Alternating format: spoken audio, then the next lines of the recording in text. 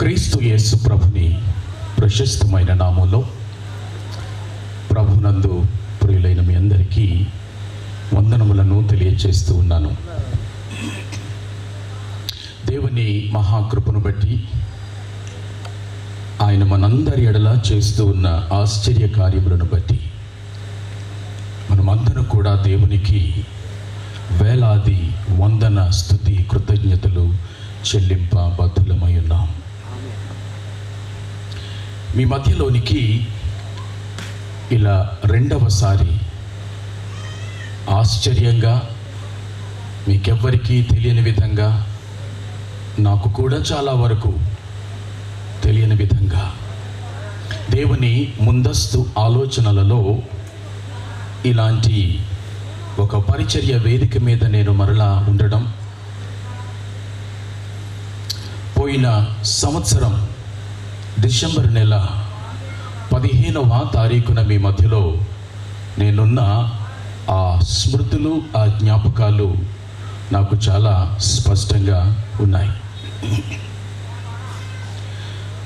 ఆ పోయిన సంవత్సరపు థీమ్ మీకు గుర్తుండే ఉంటే, క్రీస్తులో క్రైస్తవుల సిద్ధపాటు అనే ఆ సాంవత్సరిక శీర్షిక థీమ్ మూలాంశము మీద 12 నెలలు ఇలాంటి దివ్యమైన సభ, దైవ సన్నిధి, దేవుని సందేశాలు మీరు విన్నారు. అందులో ఒక నెల, పోయిన సంవత్సరం చివరి నెల, ఈ శ్రేష్టమైన గంభీరమైన పరిచర్యలో నేను భాగస్థుణ్ణి కావడం, అది నాకు భాగ్యంగా, ధన్యతగా నేను ఎంచుకుంటూ ఉన్నాను. ఇలాంటి శ్రేష్టమైన సభా కార్యక్రమాన్ని అధ్యక్షులుగా ఉంటూ నిర్వహిస్తుంటున్న ప్రియులు దేవుని సేవకులు పాస్టర్ డేవిడ్ అయ్య గారికి, విశేషించి మన స్థానిక సంఘ ఒలీవా బైబిల్ మిషన్ ప్రార్థన మందిరం సంఘ కాపరి గారు పాస్టర్ విజయరాజు గారు, ప్రత్యేకించి ఇలాంటి చరిత్రాత్మకమైన భిన్నమైన ఒక దర్శనంతో కూడుకున్న ఈ సభలకు కన్వీనర్గా లేదా సభా నిర్వాహకురాలుగా ఉంటూ ఉన్న మనందరి ప్రియమైన తల్లి దైవజనురాలు పి మార్తమ్మ అమ్మగారు,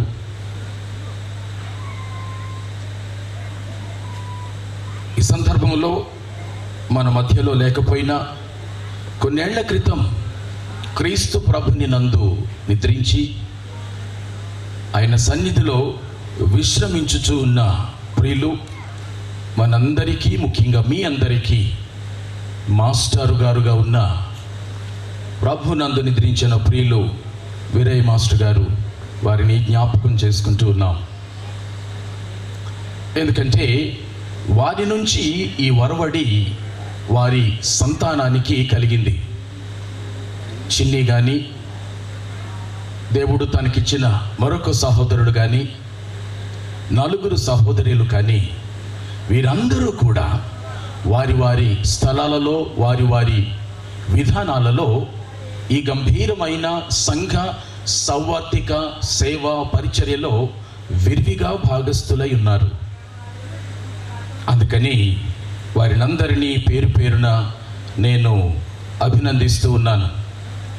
ప్రత్యేకించి చిన్ని తన యొక్క దర్శనము, తన విధానము, తన విశ్వాసము, ఇలాంటి సభల నిర్వహణ, ఆ తీరు ఏకైకము అని చెప్పాలి.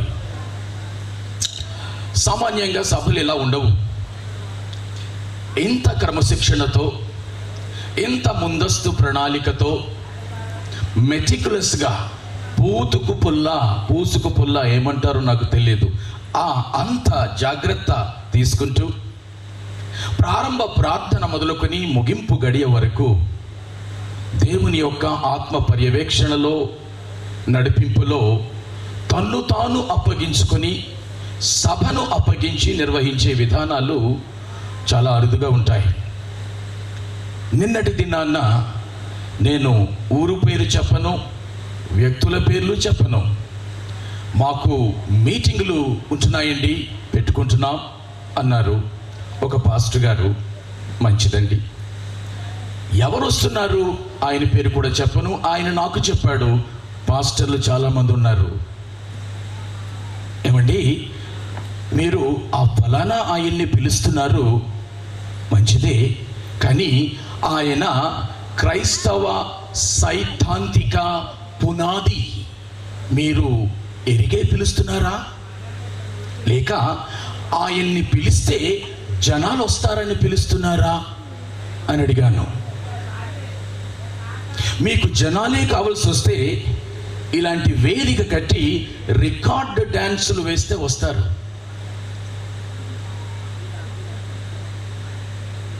మీరు ఎవరిని పిలిచి వాక్యోపదేశానికి ఆహ్వానిస్తున్నారో వారు ఈ లేఖనాలను అన్ని కోణాలలో ఎరిగిన వారుగా, నమ్మిన వారుగా, విశ్వసించిన వారుగా, అప్పుడు మాత్రమే ఉపదేశించేవారుగా ఉండాలని చూసుకోరా మీరు అని అడిగాను. ఎందుకు ఈ మాటలు నేను చెబుతూ ఉన్నాను అనంటే, ఈ దినాలలో ఉపదేశకులను చూచి ప్రజలు వస్తారు అని పిలిచే వరవడి,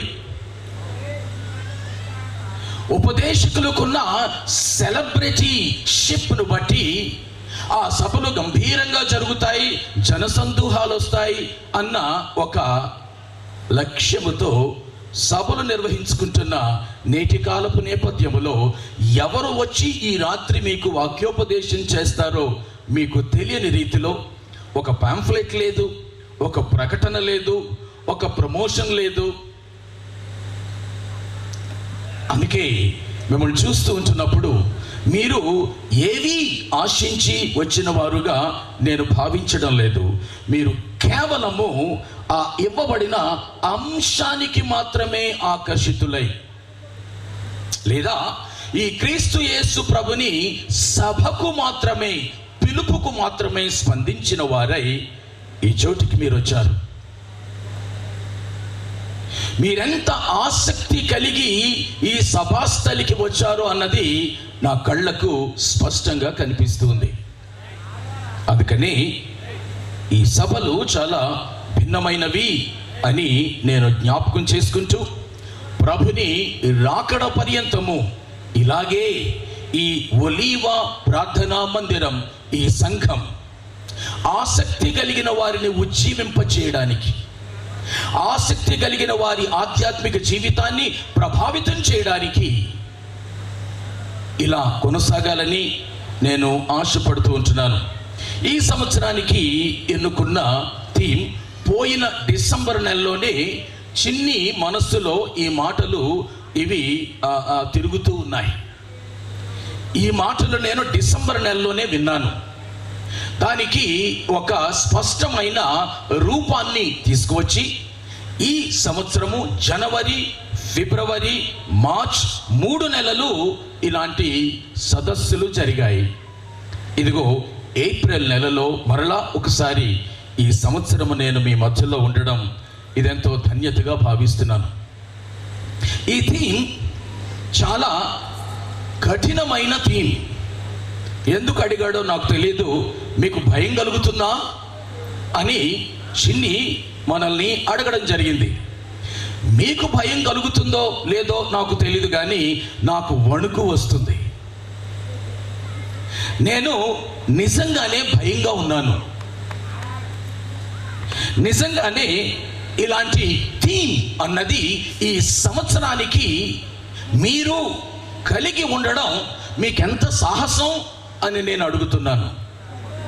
మీకందరికీ అర్థమయ్యే భాషలో చెప్పాలంటే, చిన్నికి కానీ, ఈ రాత్రి సభలో ఉన్నవారికి కానీ, నాకు కానీ ఎన్ని గుండెలు. ఎందుకు అనంటే, సామాన్యంగా మీకు ఎక్కడా ఇలాంటి థీమ్స్ కనపడవు. పైగా ఎలాంటివి కనిపిస్తాయి? ఆశీర్వాద, స్వస్థత, ఆర్థిక అభివృద్ధి కూడికలు. ఎలా ఉంటుంది? కొద్దిగా జాగ్రత్తగా వినాలి, మౌనంగా వినాలి, మధ్యలో ఎవరు అటు ఇటు తిరగండి.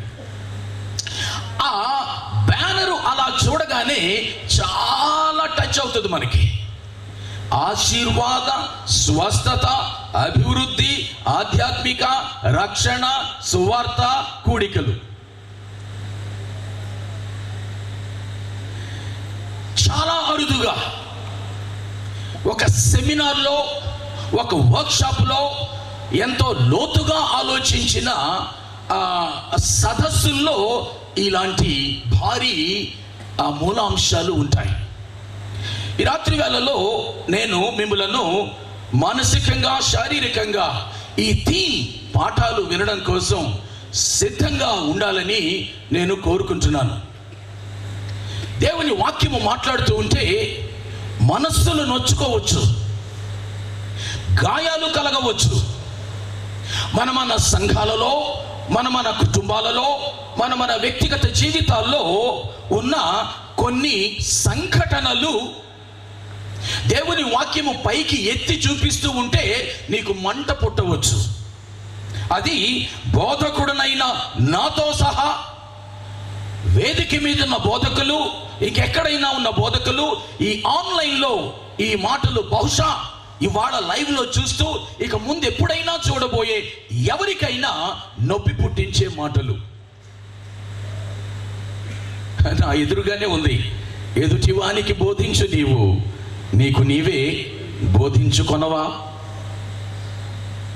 అందుకనే ఈ మాటలు నాకును మీకును సమీప సుదూర ప్రాంతాలలో వినువారందరికీ వర్తించే మాటలు. సమకాలీన సమాజములో, ఇటు క్రైస్తవ్యములో కానీ, ఇటు క్రైస్తవేతర లోకములో కానీ చాలా వర్తించే అంశము ఇందులో ఉంది.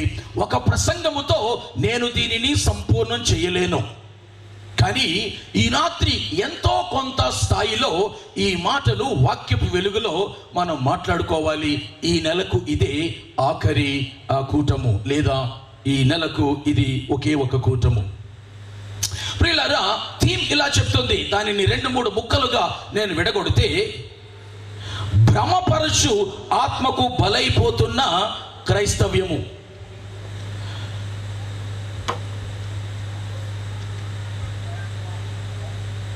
భ్రమపరచు ఆత్మకు బలైపోతున్న క్రైస్తవ్యం. రెండవది, ఎలా బలైపోతుంది క్రైస్తవ్యం? క్రైస్తవ్యం ఈ భ్రమపరచు ఆత్మకు బలై ఏమవుతుంది? క్రైస్తవ్యంలో ఏం జరుగుతుంది? ఇక మూడవది, ఇలాంటి భ్రమపరచు ఆత్మను క్రైస్తవ్యములో ఎలా ఎదుర్కోవాలి? ఈ మాటలు ఈ రాత్రి నేను చర్చించనై ఉన్నాను. ప్రియులారా, భ్రమపరచు ఆత్మ వాస్తవానికి 2 విధాలైన నష్టాలను కలుగు చేస్తుంది. 2 రకాలైన వర్గాల వారికి నష్టాన్ని కలుగు చేస్తుంది. ఒక వర్గము క్రైస్తవ వర్గము. నేను శాఖలు మాట్లాడడం లేదు. అది క్రైస్తవ సంఘం అయితే, క్రైస్తవ సంస్థ అయితే, క్రైస్తవ వ్యవస్థ అయితే, క్రైస్తవ వ్యక్తి అయితే, అట్టి వారిని ఈ భ్రమపరచు ఆత్మ ఎలా బలి చేస్తుంది, పాడు చేస్తుంది. రెండవది, క్రైస్తవేతరులైన వారిని ఇదే భ్రమపరచు ఆత్మ వారిని ఎలా బలి చేస్తుంది. ఈ 2 విషయాలు నేను మాట్లాడదలుచుకున్నాను. అధికంగా క్రైస్తవ్యం ఎలా బలైపోతుంది ఈ భ్రమపరచు ఆత్మను బట్టి, అవి నేను అధికంగా చర్చించబోతున్నాను.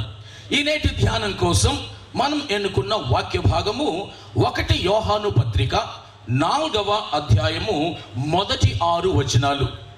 1 యోహాను 4వ అధ్యాయము మొదటి 6 వచనాలు నేను చదువుతాను. జాగ్రత్తగా వినమని కోరుతూ ఉంటున్నాను. ప్రియులారా, అనేకులైన అబద్ధ ప్రవక్తలు లోకములోనికి బయలు వెళ్ళి ఉన్నారు గనుక ప్రతి ఆత్మను నమ్మక ఆయా ఆత్మలు దేవుని సంబంధమైనవో కావో పరీక్షించుడి. యేసుక్రీస్తు శరీరధారి అయి వచ్చినని ఏ ఆత్మ ఒప్పుకొనునో అది దేవుని సంబంధమైనది. ఏ ఆత్మ యేసును ఒప్పుకొనదో అది దేవుని సంబంధమైనది కాదు. దీనిని బట్టి దేవుని ఆత్మను మీరెరుగుదురు. క్రీస్తు విరోధి ఆత్మ వచ్చునని మీరు వినిన సంగతి ఇదే. ఇది వరకే అది లోకములో ఉన్నది. చిన్నపిల్లలారా, మీరు దేవుని సంబంధులు. మీలో ఉన్నవాడు లోకములో ఉన్నవాని కంటే గొప్పవాడు గనుక మీరు వారిని జయించి ఉన్నారు. వారు లోక సంబంధులు గనుక లోక సంబంధులైనట్టు మాట్లాడుదురు. లోకము వారి మాట వినును. మనము దేవుని సంబంధులం. దేవుని ఎరిగిన వాడు మన మాట వినును. దేవుని సంబంధి కానివాడు మన మాట వినడు. ఇందువలన మనము సత్య స్వరూపి అయిన ఆత్మ ఏదో,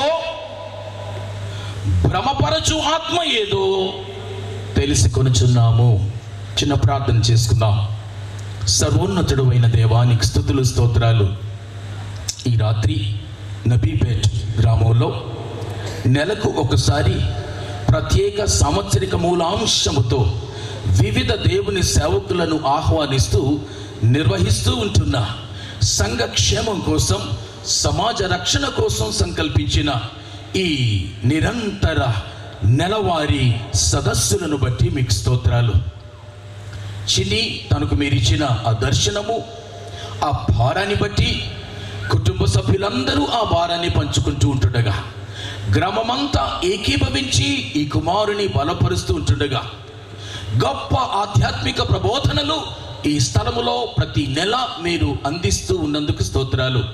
ఈ నెల ఈ రాత్రి కాలపు కూటములో కూడా నీ సన్నిధి ఉంచి మరిన్ని అదనపు అధికమైన నీ తలంపులు, సందేశాలు మాకు నేర్పించమని, విను మనస్సు, గ్రహించే ఆ హృదయాన్ని మాకు అనుగ్రహించమని, మీ ఆత్మ పరిపూర్ణ స్వేచ్ఛతో కూడిన పరిచర్యకు మమ్మల్ని మేము అప్పగించుకుంటూ క్రీస్తు నామమున ప్రార్థించి వేడుకొనుచు ఉన్నాము తండ్రి, ఆమేన్.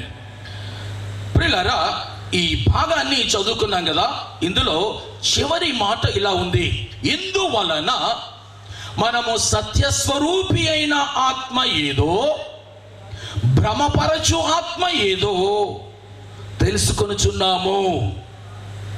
ప్రియులారా, ఈ భ్రమపరచు ఆత్మకు బలైపోతున్న క్రైస్తవ్యం ఎలా బలైపోతున్నారు, ఎలా ఈ భ్రమపరచు ఆత్మను మనము ఎదుర్కోవాలి, ముఖ్యంగా క్రైస్తవ్యపు పరిధిలో ఎలా దీనివల్ల నష్టాలు జరుగుతున్నాయి, క్రైస్తవేతర పరిధిలో ఎలా నష్టాలు కలుగుతున్నాయి, ఏ విధంగా మనము సంసిద్ధులం కావలసి ఉంది.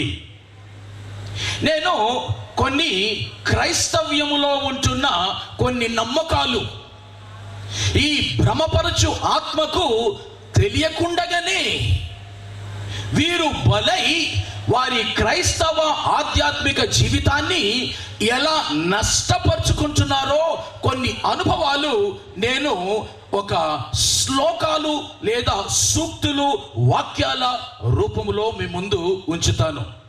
శ్లోకం అంటే సంస్కృత శ్లోకం అనుకున్నారు, అలా కాదు. ఒక స్లోగన్, ఒక నినాదం, ఒక నమ్మకం, ఒక వాక్య రూపేణ నేను మాట్లాడుతున్న ఈ మాటలు మీలో కొంతమందికి బహుశా అర్థం కాకపోవచ్చు. అయినా సరే అర్థమయ్యే వారి కోసం ఇది నేను మీ ముందు ఉంచక తప్పదు. ఈ భ్రమపరచు ఆత్మ అనగా దురాత్మ, అనగా దయ్యపు ఆత్మ, అనగా సాతాను ఆత్మ క్రైస్తవ్యాన్ని ఎలా భ్రమపరుస్తున్నాడు, క్రైస్తవ్యాన్ని ఎలా భ్రమలోనికి నెట్టి క్రైస్తవ భక్తి తాత్పర్యాల మీద ఎలా దాడి చేస్తున్నాడు. ఆ కారణంగా క్రైస్తవ్యములో మనకు కనిపిస్తున్న ఆనవాళ్ళు ఏంటి, ఇది నేను మాట్లాడుతున్నది. అలాంటి వారు మీరు లెక్క పెట్టుకోండి. నేను చెబుతున్న మాటలు భ్రమపరచు ఆత్మ పరిధికి బలి అయిపోయి ఉంటున్న అనేక శాఖలకు సంబంధించిన ఏ సంఘపు వారైనా వారు త్రియేక దేవునిని విశ్వసించరు. త్రిత్వ దేవుని సిద్ధాంతాన్ని వారు నమ్మరు. దేవత్వములో తండ్రి అయిన దేవుడున్నాడని, కుమారుడైన దేవుడున్నాడని, శుద్ధాత్ముడైన దేవుడున్నాడని వారు విశ్వసించరు. క్రైస్తవులే, కానీ త్రిత్వ దేవుని స్వరూపాన్ని వారు నమ్మరు. ఇది ఎందుకు అనంటే, భ్రమపరచు ఆత్మ క్రైస్తవ సంఘాలలో ఎలాంటి దుర్బోధలు, ఎలాంటి దుష్ట జాడలు, ఎలాంటి వాక్య విరుద్ధ నమ్మకాలు, సిద్ధాంతాలు చొరబడి నెట్టుతున్నాడో అన్నది ఇవి కొన్ని ఉదాహరణలు. వారు త్రిత్వ దేవుని సిద్ధాంతాన్ని నమ్మరు. రెండు, వారంటారు యేసు దేవుడు కాడు, కేవలము దేవుని కుమారుడు మాత్రమే అని అంటారు.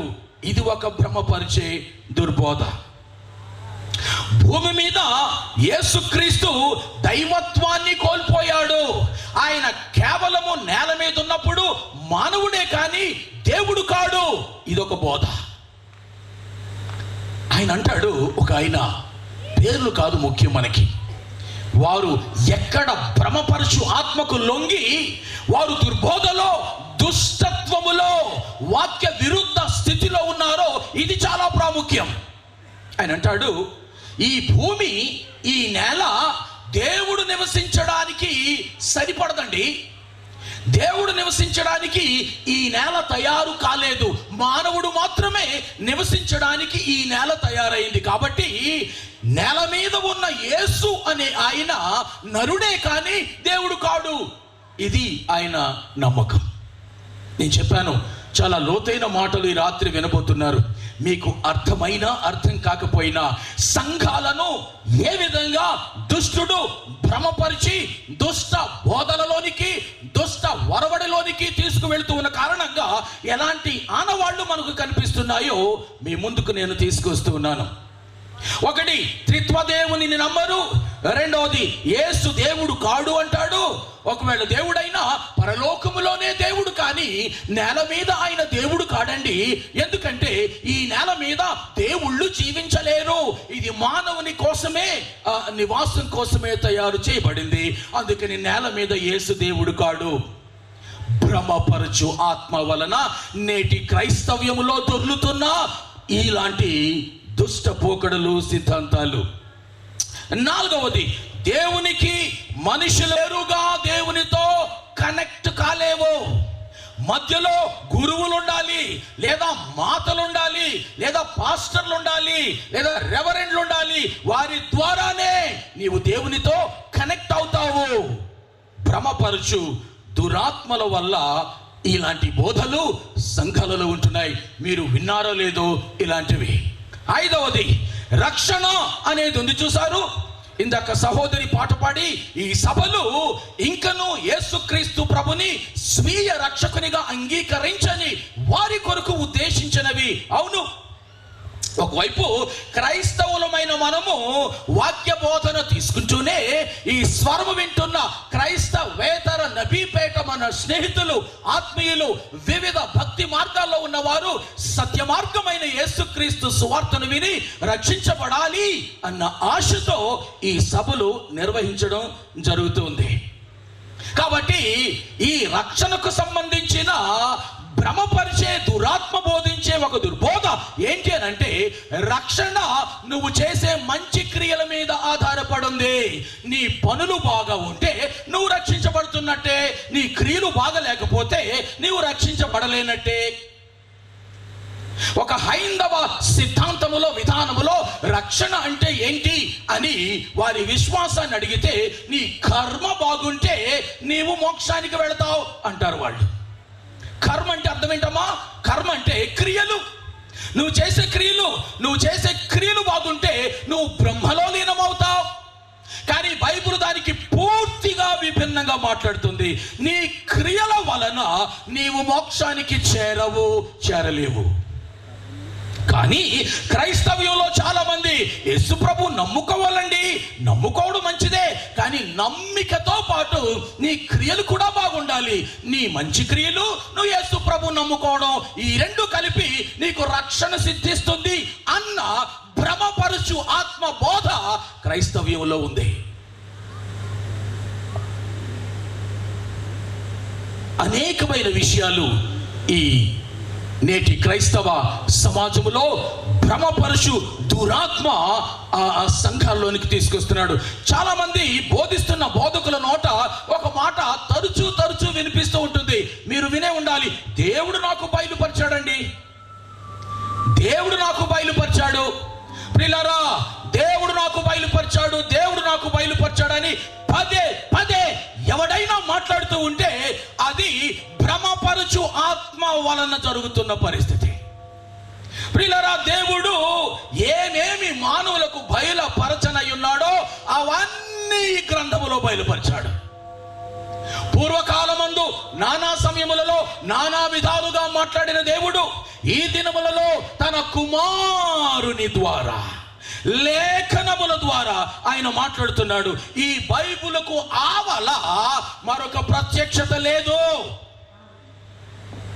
నీకేదైనా ఒక కళ వస్తే, నీకేదైనా ఒక దర్శనం వస్తే అది బైబిల్ గ్రంథ స్ఫూర్తి పరిధిలోనే ఉండాలి. కానీ దీని అధికారమునకు లోబడినదిగా, దీని అంగీకారమునకు సమ్మతమైనదిగానే ఉండాలి. కానీ బైబిల్ చెప్పేది ఒకటి, నీకు బయలుపడింది ఒకటి అన్నదైతే నువ్వు భ్రమపరచు దురాత్మ వల్లనే మాట్లాడుతున్నావు ఆ మాటలు.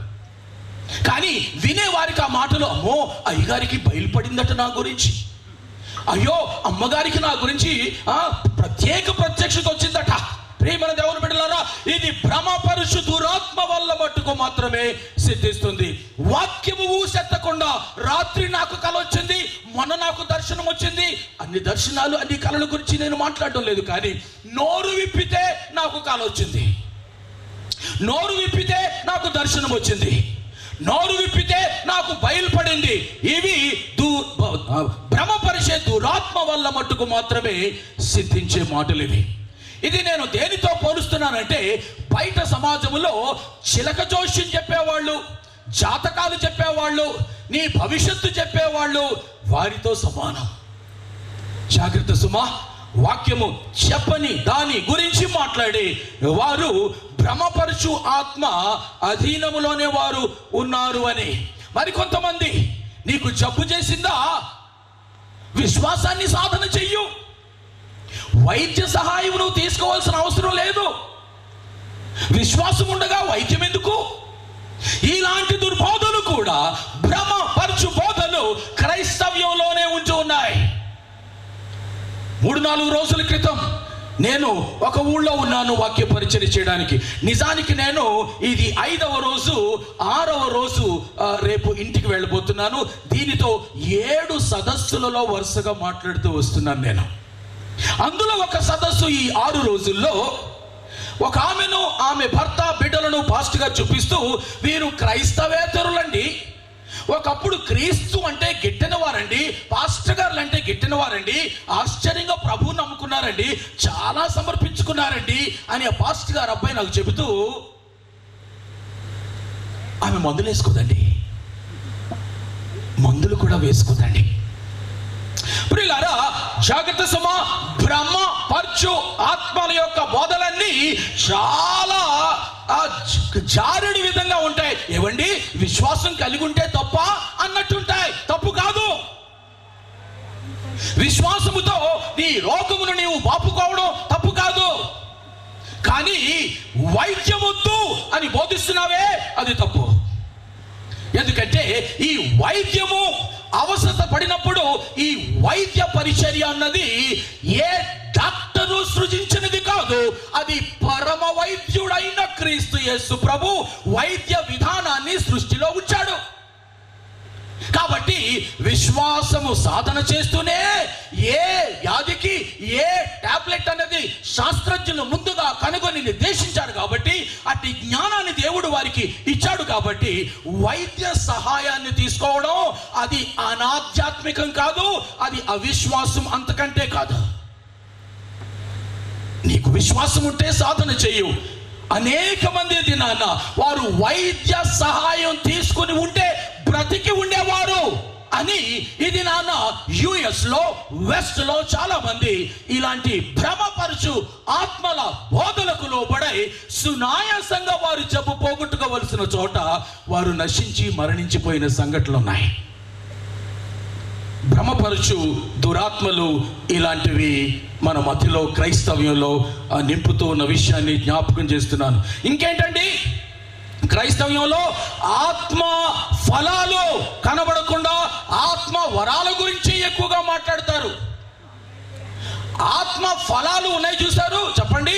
అయితే ఆత్మ ఫలం ఏమనగా ప్రేమ, సంతోషము, సమాధానము, మంచితనము, దీర్ఘశాంతము, ఆశా నిగ్రహము, మధ్యలో కొన్ని లేపిస్తాం, మొత్తం 9 ఉన్నాయి. ఇవి నేను ఫలించాల్సింది, నేను సాధన చేయాల్సింది. ఒక రక్షించబడిన విశ్వాసి క్రైస్తవ సంఘములో ఈ ప్రేమ మొదలుకొని ఆశా నిగ్రహం వరకు ఉన్న ఈ 9 తొనల ఆత్మ ఫలమును సాధన చేయాలి. అది కష్టం, చాలా కష్టం. అయినా సరే ఒక విశ్వాసి సాధన చేయాల్సిందే. కాబట్టి కష్టమైన ఆత్మ ఫలాన్ని నేను ఎందుకు సాధన చేయడమో, ఆత్మ వరం బాగుంటుంది.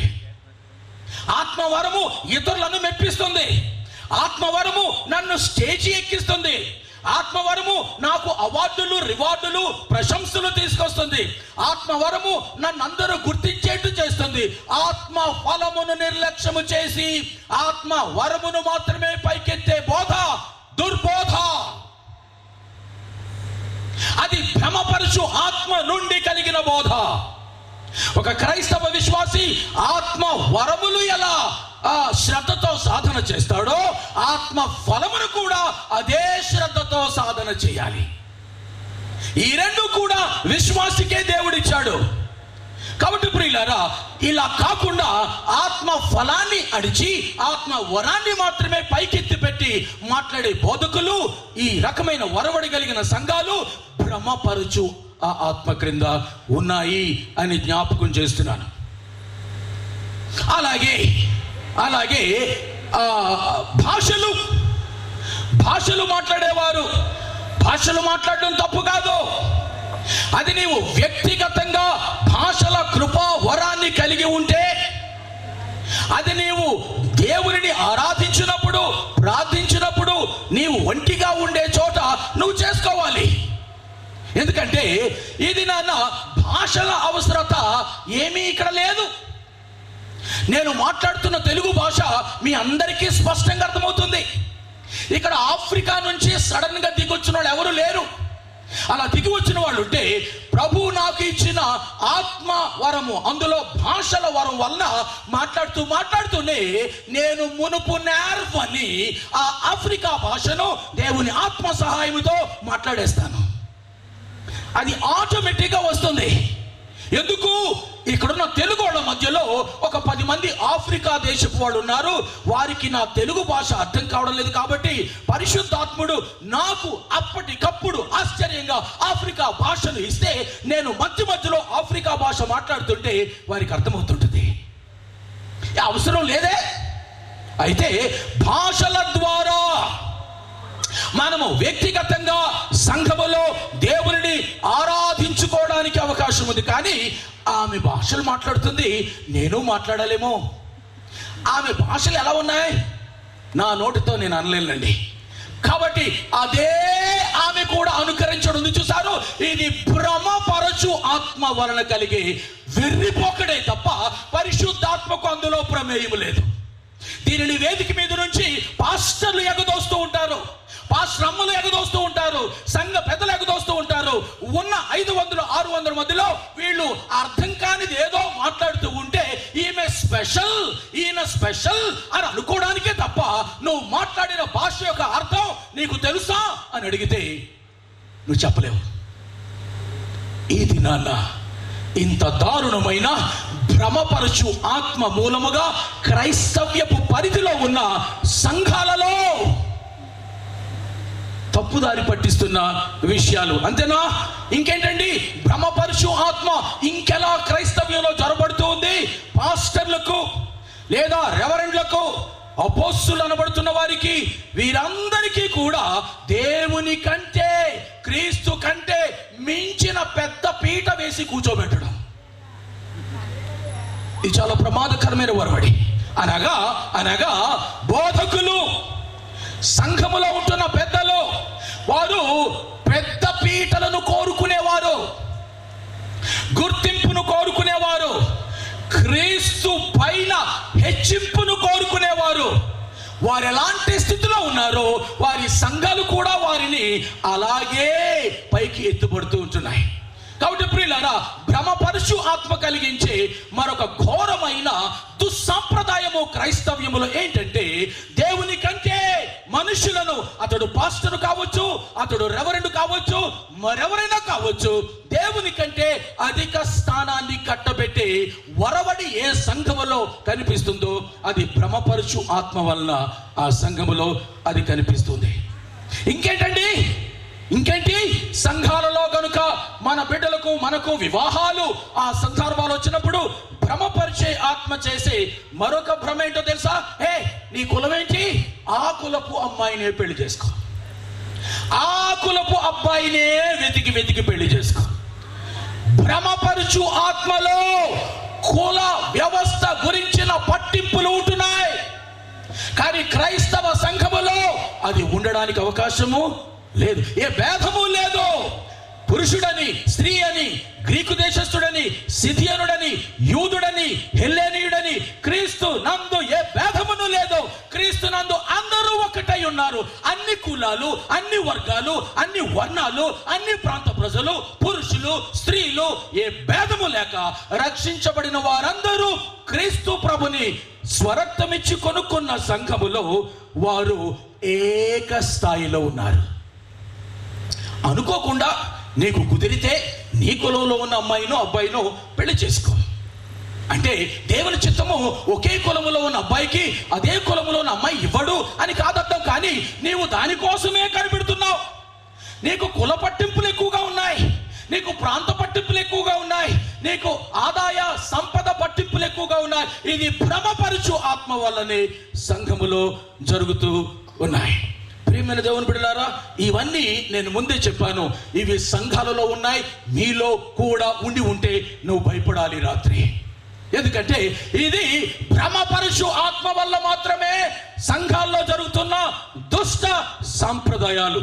ప్రియమైన దేవుని బిడ్డలారా, మారు మనసు ఉండదు, పశ్చాత్తాపం ఉండదు. పెళ్ళయ్యేసరికి పరిశుద్ధ వివాహం అంటూ క్రైస్తవ సంఘంలో ఇద్దరికి ముడేస్తారు. దీనికోసం పాస్టర్లు ఎగబడతారు. లైసెన్సులు, పెళ్లి లైసెన్సులు తెచ్చుకునేవారు. ఒక్కొక్క పెళ్లి చేస్తే ఇటు నుంచో 10,000, ఇటు నుంచో 10,000, మొత్తం 20,000 వస్తుంది.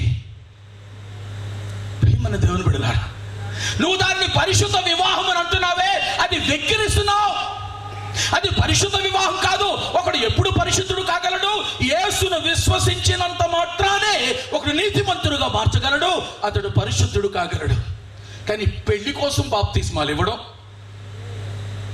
ఏమండి, పెళ్లి కోసం వారిని తొందర పెట్టడం, వారు రక్షించబడ్డారా లేదా పరిశీలించకపోవడం, ఇది ఒక పాస్టర్ యొక్క మైండ్లో, బుద్ధిలో భ్రమపరుచు దురాత్మ కలిగించే దుర్బుద్ధితో, స్వార్థముతో కూడుకున్న ఆలోచనే తప్ప ఇది వాక్యానుసారమైన విధానం కాదు.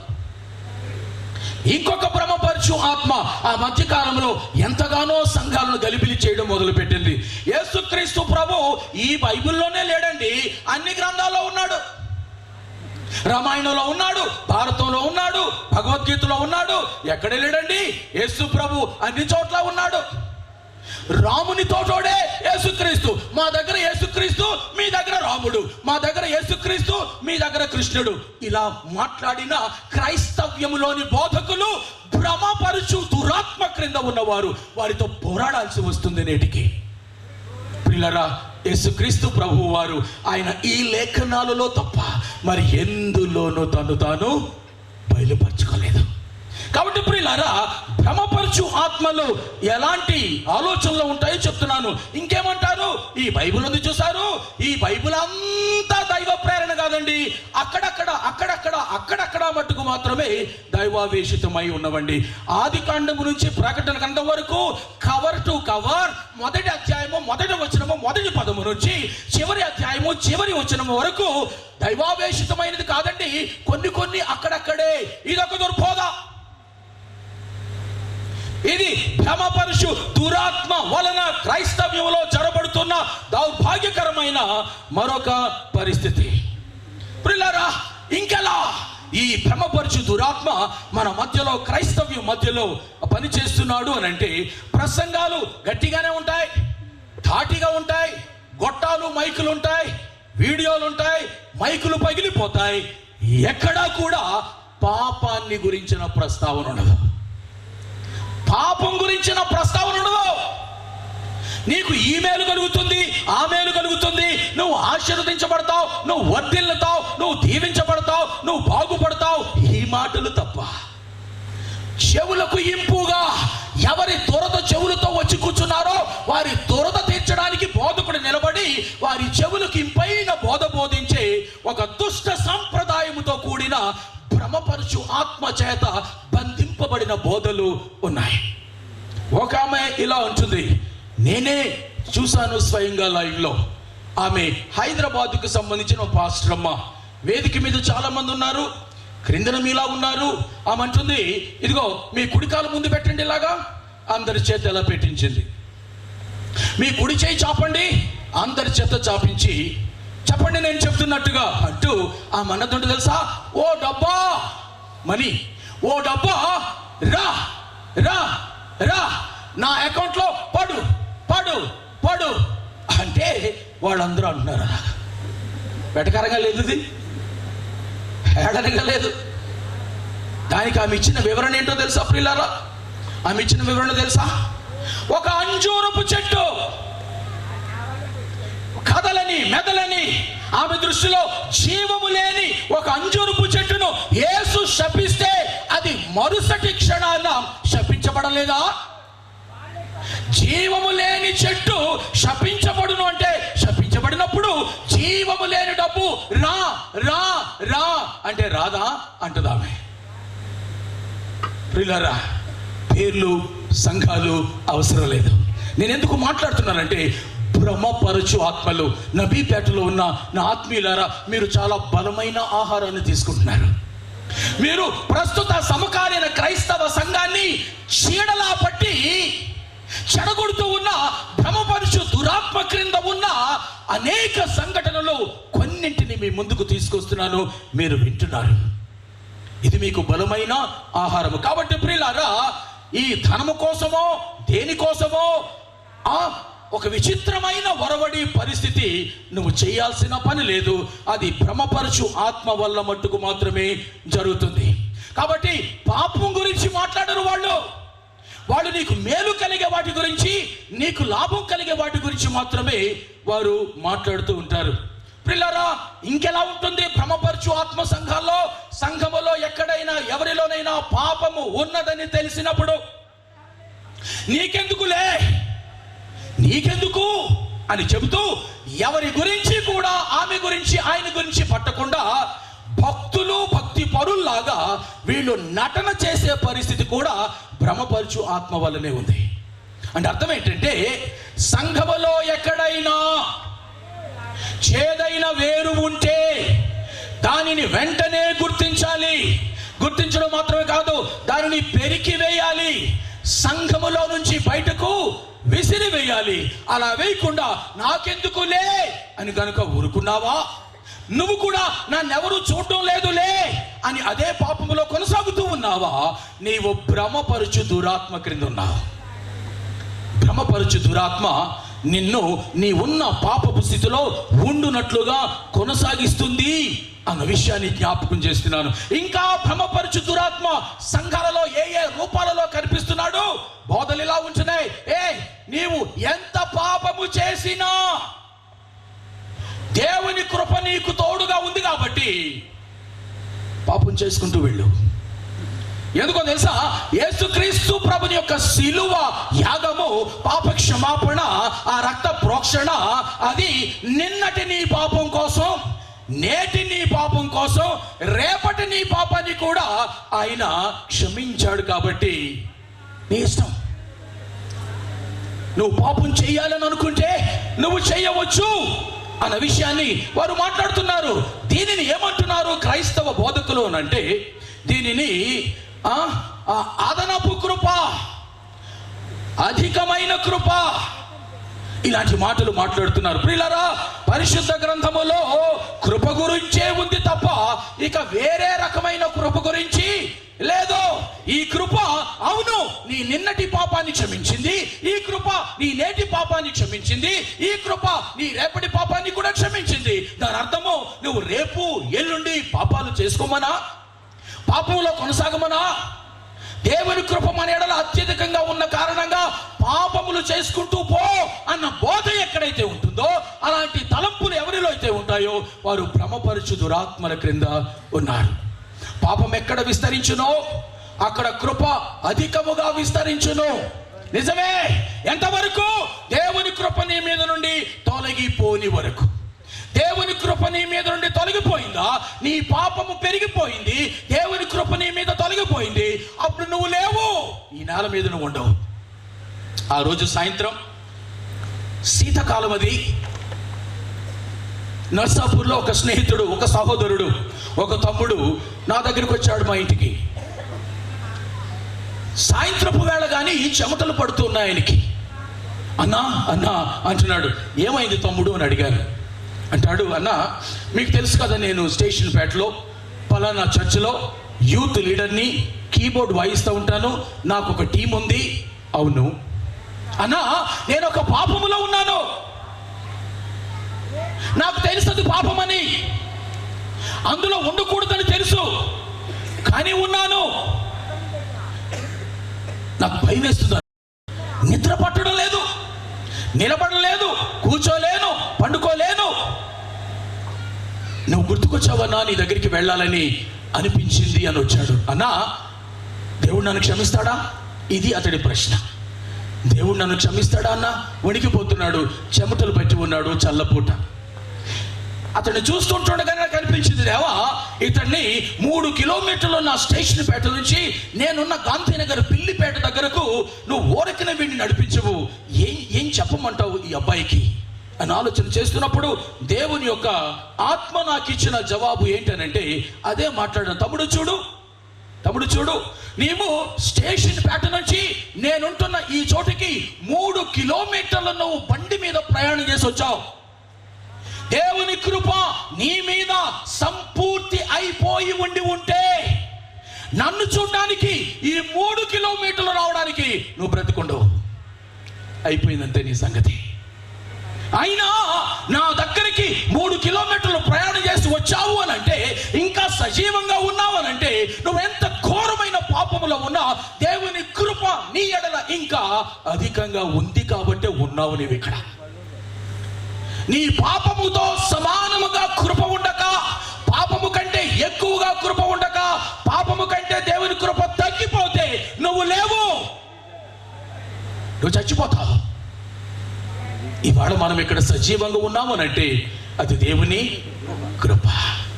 చెప్పి అయ్యింది, ఏదో అయింది, నువ్వు ఆ గదిలోకి వెళ్ళి నీ సమస్త పాపాన్ని ఒప్పుకో, కక్కేసే.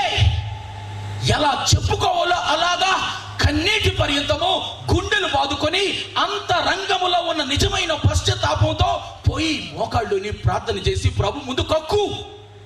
ఒకవేళ నిన్ను కనికరిస్తాడేమో ఆయన.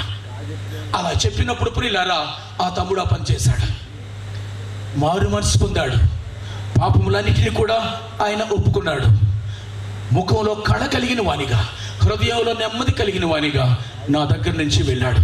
ఈ రాత్రి ఈ మాటలు మాట్లాడుతూ ఉంటున్నప్పుడు మనలో ఎవరమైనా, ఇక్కడ ఉన్నవారు కానీ, ఇక్కడ లేని వారు కానీ, ఆన్లైన్లో వీక్షిస్తున్న వారు కానీ, దూర శ్రవణ యంత్రము ద్వారా దూరంగా ఉంటూ వింటున్న వారు కానీ, ఈ మాట వినండి జాగ్రత్తగా. మనందరికీ అర్థమయ్యే భాషలో, నీ పాపం పండింది. యేసుక్రీస్తు ప్రభుని స్వరక్షకునిగా ఇంకను అంగీకరించక జాప్యం చేస్తూ జాగు చేస్తూ ఉంటున్నట్లయితే, నువ్వు క్రైస్తవ్యములో ఉన్నా, క్రైస్తవ్యానికి బయట ఉన్నా, నీకు అర్థమయ్యే భాషలో చెప్తున్నాను, నీ పాపం పండింది. ఒకవేళ ఏ క్షణాన్నైనా ఆయన పాపము కంటే ఆయన కృప కంటే నీ పాపము పెరిగితే నువ్వు లేవు, నువ్విక లేవు. ఆ రోజు రాత్రి ఒంగోలు ప్రక్కన పెళ్ళూరు, ప్రకాశం జిల్లా సంగతి మాట్లాడుతున్నాను. అక్కడ 7 సంవత్సరాలు నేనున్నాను. ఒకరోజు ఒంగోలు నుంచి ఒక 10-12 కిలోమీటర్ల దూరంలో నెల్లూరు వైపు పెళ్ళూరు అనే ఆ ఊళ్ళో పాస్టర్ గారు మీటింగ్ పెట్టారు. ఇలాగే ఎత్తుగా స్టేజీ కట్టాడు. ముందున్నది 30 మంది మాత్రమే. కానీ ఆ ఊరుకి సువార్త ప్రకటించాలి, ఇది ఆయన ఆశ. బాకాలు పెట్టాడు. నన్ను వాక్యోపదేశానికి ఆయన పిలిచాడు. ఒంగోలులో ఉన్న ఒక పాస్టర్ గారిని తోడు తీసుకొని నేను వెళ్ళడం జరిగింది. వినండి ప్రియులారా జాగ్రత్తగా. ఆ రోజు రాత్రి వారికి సువార్త ప్రకటించడం జరిగింది. ఇది దుర్వార్త కాదు, నువ్వు గింజుకుపోవడానికి. ఇది సువార్త, నీకు మేలు చేసేది. నీ చెవులకు మంచిగా ఉంటుంది. నువ్వు విని ఈ సువార్తకు స్పందిస్తే నీ గుండెకు నీ ఆత్మకు మేలు చేస్తుంది. నువ్వు క్రియలు చేయనవసరం లేకుండానే రకరకాలైన నోములు, వ్రతాలు, రకరకాలైన చేష్టలు నేను చేయనవసరం లేకుండానే క్రీస్తు యేసు ప్రభుని ఉచిత క్రియదానమును బట్టి నాకు రక్షణ కలుగుతుంది నమ్మినంత మాత్రాన. సువార్త ప్రకటించడం జరిగింది. మేము ఇంటికి వచ్చేసాము. ఇంటికి వచ్చిన వెంటనే ఆ ప్రభుదాసు గారు, పాస్టర్ ప్రభుదాసు గారి నుంచి ఫోన్ కాల్ వచ్చింది. ఆయన చెప్తున్నాడు, సాధ్యమైనంత నెమ్మదిగా నిమ్మళంగా చెప్పడానికి ట్రై చేస్తున్నాడు. మీటింగ్ బాగానే జరిగిందండి పాస్టర్ గారు, ఇంటికి క్షేమంగా చేరుకున్నారా? మేము కూడా అన్నీ సిద్ధం చేసేసుకుంటున్నాం, ఇంటికి వెళ్ళిపోబోతున్నాం. ఇలా కొద్దిసేపు చెబుతూ మీరు అలా వెళ్ళగానే ఒక ఆయన వచ్చాడండి. ఒక 10 మందిని వెంటేసుకొచ్చాడు. చేతిలో కర్ర ఉంది.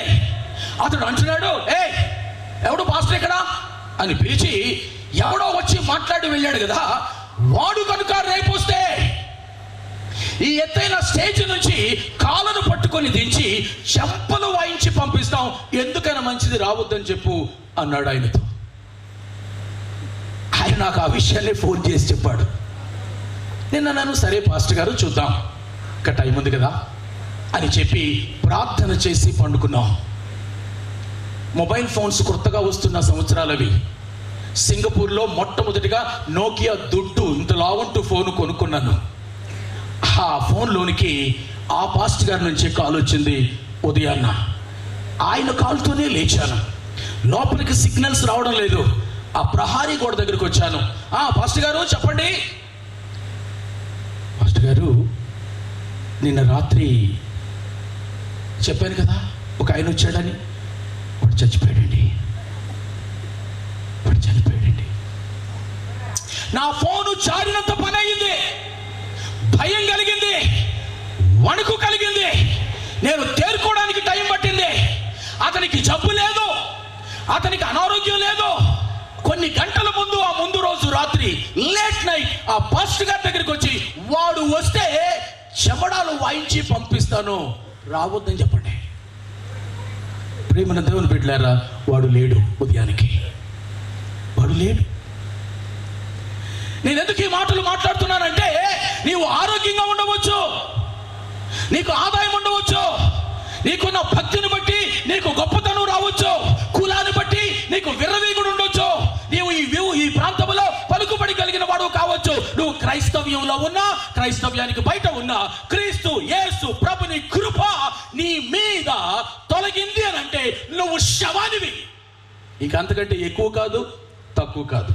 You are just a dead corpse. ఊరంతా చెప్పుకున్నారు, వీడు అక్కడికి వెళ్ళి హడావిడి చేశాడు, వారి దేవుడు శిక్షించాడు. నేను ఎందుకు ఈ మాటలు చెప్తున్నానంటే, మిమ్మల్ని బెదరగొట్టడానికి కాదు, మిమ్మల్ని అదరగొట్టడానికి కాదు, మిమ్మల్ని ప్రేమతో హెచ్చరించడానికి ఈ మాటలు చెప్తూ ఉంటున్నాను. భ్రమపరుషు ఆత్మ నిన్ను ఈ క్రైస్తవ్యం మీదకు ఎగదోస్తుంది. భ్రమపరుషు ఆత్మ క్రైస్తవ్యములో భ్రష్టు పట్టడానికి నిన్ను వాడుకుంటుంది. దేవుని కృప క్రైస్తవ్యంలో ఉన్న వారి మీద ఉంది. దేవుని కృప క్రైస్తవ్యానికి కనుక క్రీస్తుకు బయట ఉన్న వారి మీద ఉంది. దేవుని కృప లేని క్షణాన్న లోపల ఉన్న నువ్వు ఉండవు, బయట ఉన్నవాడు ఉండడు. This is the truth. కాబట్టి కృపను నిర్లక్ష్యం చేయొద్దు. దేవుని కృపను కామాతురతకు, దేవుని కృపను మత విభజనకు, దేవుని కృపను స్వార్థానికి, దేవుని కృపను అల్లర్లకు వాడుకుంటే ఆ కృప నీ మీద ఎత్తి వేయబడినప్పుడు నువ్వు ఉండవు అని జ్ఞాపకం చేస్తూ ఉన్నాను. నువ్వు సేవలోకి రావాలనుకుంటున్నావా? అయితే పెళ్లి చేసుకోకూడదు. ఇదొక రకమైన బ్రహ్మపరిచే బోధ. నిజానికి వేదిక మీదకి వచ్చి చెప్పండి అని అంటే మీ అనుభవాల్లో ఎన్ని ఇలాంటి వాక్య విరుద్ధ భ్రమపరిచే దురాత్మల బోధలు విన్నారో మీ చెవులతో మీరు చెప్పగలరు. ఇక్కడ నేను కొన్నింటిని మాత్రమే మాట్లాడుతూ ఉన్నాను. కాబట్టి ప్రియులారా, ఈ రాత్రి వేళలో భ్రమపరుచు దురాత్మ సంఘములో ఎంత ధీటుగా వాడిగా పనిచేస్తూ ఉన్నాడో ఎవరు మట్టుకు వాడము అర్థం చేసుకోవాల్సిన అవసరం ఉంది. ముఖ్యంగా పరిశుద్ధ గ్రంథములో ఒక 6 లేదా 7 సమయాన్ని బట్టి వాక్య ఆధారాలు మీకు చూపించి ఎంత దారుణమైన భ్రమపరుచు విరుద్ధమైన బోధలు విధానాలు సంఘాలలో ఉన్నాయో మీకు నేను చెప్పాలని ఆశపడుతుంటున్నాను. మొట్టమొదటిగా ప్రియులారా, భ్రమపరచు ఆత్మ సంఘానికి తీసుకొస్తున్న మొట్టమొదటి ప్రమాదము ఏంటి అని అంటే ఆయన సంఘమును విభజిస్తాడు. క్రైస్తవ సంఘాల మధ్యలో సిద్ధాంతపరమైన విభజనలు తీసుకొస్తాడు. ఇది మొదటి విషయం. భిన్నాభిప్రాయములు, సిద్ధాంతాన్ని కూర్చిన భిన్నాభిప్రాయాలు తీసుకొస్తాడు. దీనిని మతభేదకుడు అని అంటాం. ప్రియులారా, ఈ భ్రమపరుచు దురాత్మల క్రింద ఉన్న క్రైస్తవ్యములో అతి ప్రమాదకరమైన వరవడి ఇది. మీరు మీ పరిశుద్ధ గ్రంథాన్ని కనుక ఒకసారి తీసి నాతో పాటు మీరు ఇందాక చదివిన భాగాన్ని తెరిచి పట్టుకోమని కోరుతున్నాను. 1 యోహాను పత్రిక 4వ అధ్యాయము, అందులో చూడండి 2వ వచనము. యేసుక్రీస్తు శరీరధారి అయి వచ్చినని ఏ ఆత్మ ఒప్పుకొనునో అది దేవుని సంబంధమైనది, ఏ ఆత్మ ఒప్పుకొనదో అది దేవుని సంబంధమైనది కాదు. ఇది భ్రమపరుచు దురాత్మలు క్రైస్తవ సంఘములో ఎలాంటి బోధలు బోధిస్తూ ఉన్నాయో నేను ఒక్కొక్కటి మీకు కొన్ని విషయాలు జ్ఞాపకం చేసి ముగింపుకు వెళ్ళాలని ఆశపడుతూ ఉంటున్నాను. మొట్టమొదటిది, వీరు భ్రమపరుచు ఆత్మలు చేసే పని, వీరు సంఘాన్ని పాడు చేయాలన్నదే ఈ అనాది కాలపు సాతాను ఆలోచన. ఎందుకండి సంఘం ఎలా ఉనికిలోకి వచ్చింది? ఈ ఒలీవా క్రైస్తవ సంఘం ఎలా ఉనికిలోకి వచ్చింది? అమూల్యమైన గొర్రె పిల్ల వంటి క్రీస్తు రక్తము చేత కడుగబడినదై, నీవు మారు మనసు పొందగా క్రీస్తు ప్రభుని ప్రాయశ్చిత్త పాప పరిహారార్థ పనిని బట్టి నిన్ను క్షమించగా, నువ్వు కడుగబడగా, నీ పాపములన్నీ రద్దు చేయబడగా నీవు విశ్వాసిగా తీర్చబడ్డావు. అలాంటి విశ్వాసుల సమూహమే సంఘం. ఈ సంఘము క్రీస్తు ప్రభుని వధువు, ఈ సంఘము క్రీస్తు ప్రభుని శరీరము. ఈ సంఘం కోసమే క్రీస్తు ప్రభు తన ప్రాణాన్ని పెట్టడం జరిగింది. అందుకని ఇంత పవిత్ర ప్రశస్త క్రైస్తవ సంఘాన్ని దురాత్ముడు భ్రమపరిచి పాడు చేయాలని ఆలోచన చేస్తూ ఉంటాడు. ఇది నాన్న సంఘమునకు బయట నుంచి వస్తున్న సమస్యల కంటే సంఘము లోపల ఉంటున్న అంతర్గత సమస్యలే చాలా ఎక్కువగా ఉంటున్నాయి. ఇందాక నేను మాట్లాడినవన్నీ కూడా అలాంటి అంతర్గత భ్రమపరుచు దురాత్మ వలన కలిగిన దౌర్భాగ్యపు జాడలు పోకడలే. అబద్ధ బోధకులు, అబద్ధ ప్రవక్తలు, వీళ్ళు నిజమైన బోధకులుగా వీరు చలామణి అవుతున్నారు. ఈ అబద్ధ బోధకులు రకరకాల రూపాల్లో ఉంటారు. వీరు మన చుట్టూనే కనిపిస్తూ ఉంటారు, మనతోనే ఉంటూ ఉంటారు అనేక సందర్భాలలో. కాబట్టి ప్రియులారా, ఈ భ్రమపరిచే దురాత్మ సంఘానికి తీసుకువచ్చే మొట్టమొదటి ప్రమాదము ఏంటంటే సంఘములో విభజనలు తీసుకొస్తాడు. మరియు అబద్ధ ప్రవక్తలు మీలో ఉండిరి, అటువలనే మీలోను అబద్ధ బోధకులందరూ వీరు తమ్మును కొనిన ప్రభువును కూడా విసర్జించి తమకు తామే శీఘ్రముగా నాశనము కలుగ చేసుకొందురు. నాశనకరముగు భిన్నాభిప్రాయములను వీరు రహస్యముగా బోధించుదురు. ఇవన్నీ సంఘము లోపల జరుగుతున్నవి. ఇది నాన్న క్రైస్తవ విశ్వాస ప్రామాణిక బోధ అయిన ఈ గ్రంథములోని బోధకు పూర్తి భిన్నంగా వారు మాట్లాడుతుంటారు. వారికి అవసరమైన విషయాలు మాత్రమే తీసుకుంటారు, మిగిలిన దాన్ని అయితే వదిలేస్తారు, లేదా దానికి కలుపుతారు, లేదా తీసేస్తారు. ఇది నాన్న జరుగుతుంది. మీలో చాలా మంది యెహోవా సాక్షులు అన్న దుర్బోధకుల గురించి విన్నారా? ఈ యెహోవా సాక్షుల యొక్క ఈ ప్రారంభకుడు జోసెఫ్ రూదర్ఫర్డ్. ఈ జోసెఫ్ రూదర్ఫర్డ్ ఇతడు యెహోవా సాక్షులు అనే ఒక క్రైస్తవ బోధ లేదా దుర్బోధను ఇతడు ప్రారంభించాడు. ఇతడు ఏం నమ్ముతాడో తెలుసా? ఏం బోధిస్తాడో తెలుసా? బైబిల్లో ఇందాక నేను చెప్పినట్టు త్రిత్వ దేవుని సిద్ధాంతాన్ని ఇతడు నమ్మడు. ఏకైక నిజదేవుడు తండ్రి అయిన దేవుడు మాత్రమే, కుమారుడైన దేవుడు లేడు. దైవత్వములో త్రిత్వ ఆలోచన లేదు, అది సాతాను నుండి మాత్రమే కలిగింది. విశ్వాంతరాళములో మొదటిగా ఉన్నది యెహోవా మాత్రమే. అలా ఆదిలో ఒంటరిగా ఉన్న యెహోవా తన సృజనాత్మకతతో మానవుల కంటే, సృష్టి కంటే ముందుగా సృజించిన వాడే యేసు. యేసు ప్రభు దేవుడు కాడు, సృజించబడిన వాడు. ఇక పరిశుద్ధాత్మ వ్యక్తే కాడు, అది ఒక శక్తి మాత్రమే. ఇది యెహోవా సాక్షుల బోధ. ఎంత దుర్బోధ అండి! భ్రమపరచు ఆత్మ వలన క్రైస్తవ సిద్ధాంతములో విభజనలు తీసుకొచ్చి ఆ ఒరవడి మనం చూస్తున్నాం. మార్మోనులు అని మరొకరున్నారు. ఈ మార్మోనులు ఏమంటారంటే, వినండి, మేము నిత్య తండ్రి అయిన దేవుణ్ణి అనగా ఆయన కుమారుని యేసుక్రీస్తును మరియు పరిశుద్ధాత్మను నమ్ముచున్నాము అంటారు.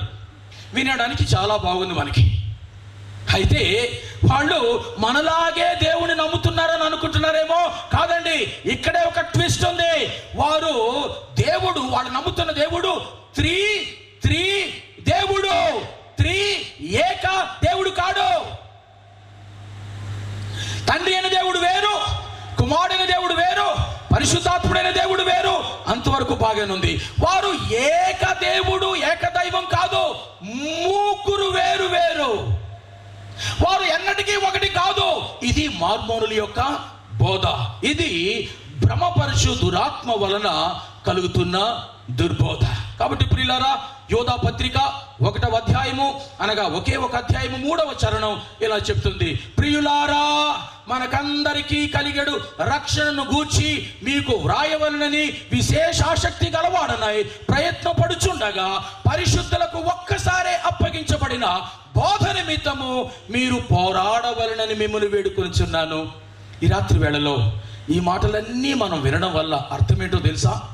భ్రమపరచు ఆత్మ యొక్క ఆ అధీనము క్రింద క్రైస్తవ్యము లోపల ఎలాంటి దుర్బోధలు, ఎలాంటి దుష్ట నమ్మకాలు, దుష్ట ప్రవర్తనలు, అపవాది పోకడలు ఉన్నాయో ఎరిగిన వారమై, గ్రహించిన వారమై వాటిని ఎదుర్కోవడానికి పరిశుద్ధులకు ఒక్కసారి అప్పగించబడిన ఈ వాక్యము చేత మనము సంసిద్ధులం కావాలి.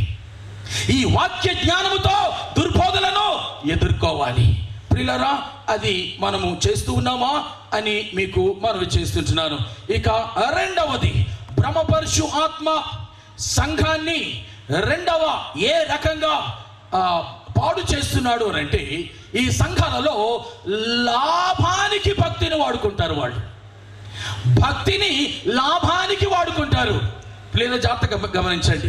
ఎందుకు భక్తి చేస్తున్నావమ్మా, ఎందుకు యేసు ప్రభు నమ్ముకున్నావమ్మా అని కనుక అడిగితే ఏదైనా లాభం ఉంటుందనండి. ఏదైనా లాభం ఉంటుంది. ప్రియులారా, సంఘములో నువ్వు భక్తి చేస్తే, యేసు ప్రభు నమ్ముకుంటే నీకు లాభం ఉంటుంది అన్న బోధ, లాభాపేక్షతో భక్తి చేయడం, లాభాసక్తితో యేసు ప్రభు నమ్ముకోవడం కూడా భ్రమపరచు ఆత్మ యొక్క దుర్బోధ మాత్రమే. ఇలాంటి బోధకులు వారు తమ జేబులు నిండడం కోసం మాత్రమే, అంతవరకే క్రైస్తవ విశ్వాసాల పట్ల వీరు ఆసక్తి కనిపిస్తారు.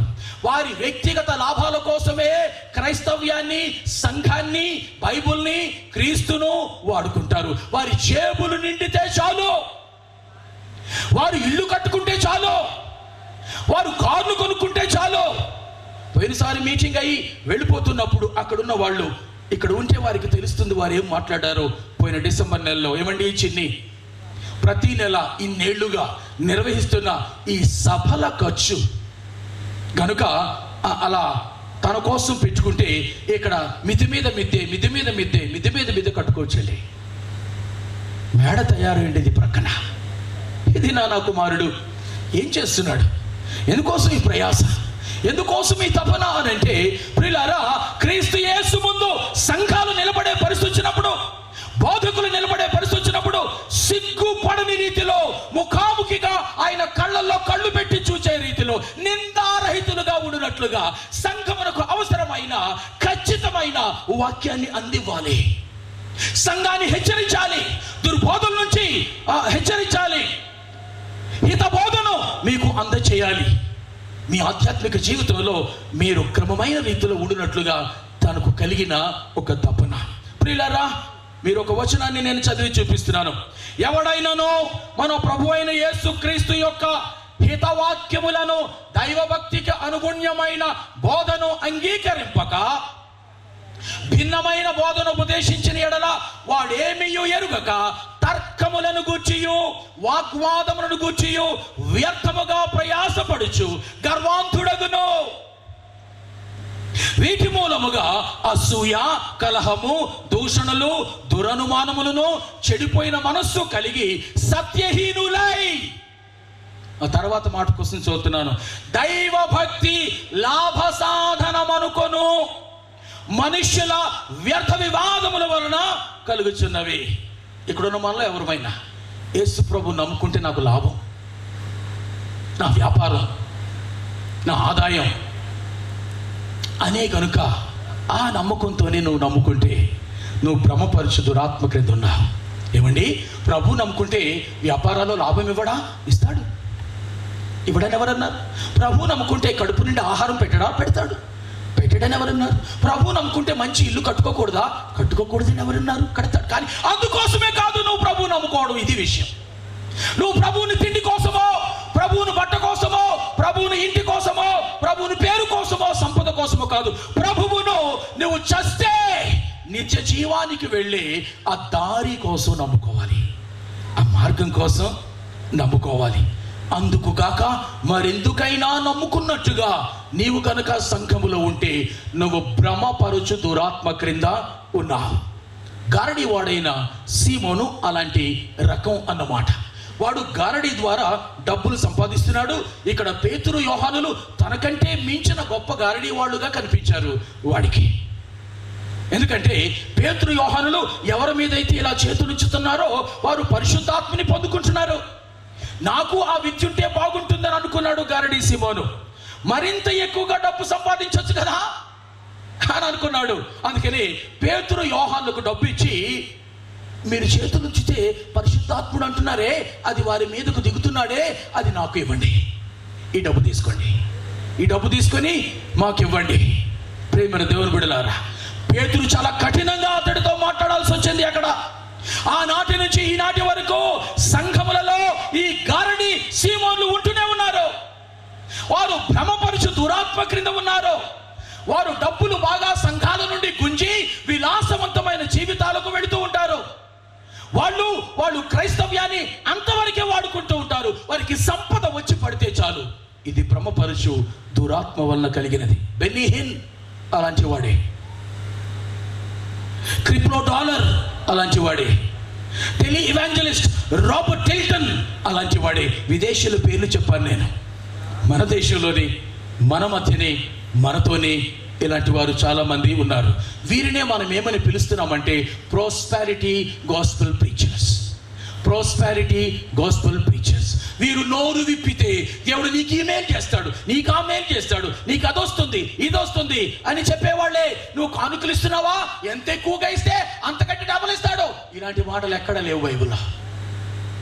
ఇది వారి జేబులు నింపుకోవడానికి భ్రమపరచు ఆత్మను లోపల కలిగిన వారే. నువ్వు దేవునికి ఇవ్వమ్మా, నువ్వు దేవునికి ఇస్తే దేవుడు నీకు ఇస్తాడు, నువ్వు దేవునికి ఇస్తే దేవుడు నీకు ఇస్తాడు. పేరు దేవుడిది, వాడుకునేది వీడు.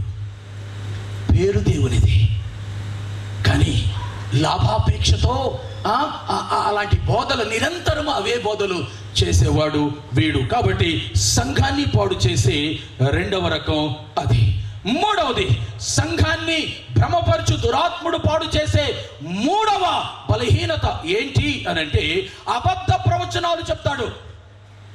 అబద్ధ ప్రవచనాలు, లేఖనాలు చెప్పనివి, లేఖనాలకు బయట నాకు ప్రత్యేకంగా దేవుడు చెప్పాడంటూ, ప్రత్యేకంగా కల వచ్చిందంటూ, దర్శనం వచ్చిందంటూ, స్వరం వినబడిందంటూ అధికారాన్ని రంగరించి బోధిస్తాడు. దేవుని మాటగా బోధిస్తాడు. మాట తనది, దేవుని పేరు, దేవుని నామాన్ని వాడుకోవడం. ఎంతమంది లేరు ఇలాంటి వాళ్ళు? నిజంగా వీళ్ళంతా సాతాను అధికారముతో క్రీస్తు ప్రభుని సంఘాన్ని తప్పుదోవ పట్టిస్తున్న వాళ్ళే. ఎందుకండి మీకు తెలుసు కొన్ని సంఘాలు, ఎందుకండి అక్కడ వేల మంది ఉంటున్నారు. ఎందుకండి సామాన్యమైన ఇతర సంఘాలలో కొద్దిగా ఉంటున్నారు. కొన్ని సంఘాలలో వేల మంది ఉంటున్నారు. ఈ దుర్బోధ, భ్రమపరుచు దుర్బోధలు అక్కడ ఎక్కువగా ఉన్నాయి. నీ చెవులకు ఇంపుగా ఉండే బోధలు అక్కడ ఉన్నాయి. వారు నీ కొరకు తమ సొంత మాటలు ప్రవచనాల రూపంలో వారు మాట్లాడతారు. అది దేవుని మాటని నువ్వు నమ్ముతావు.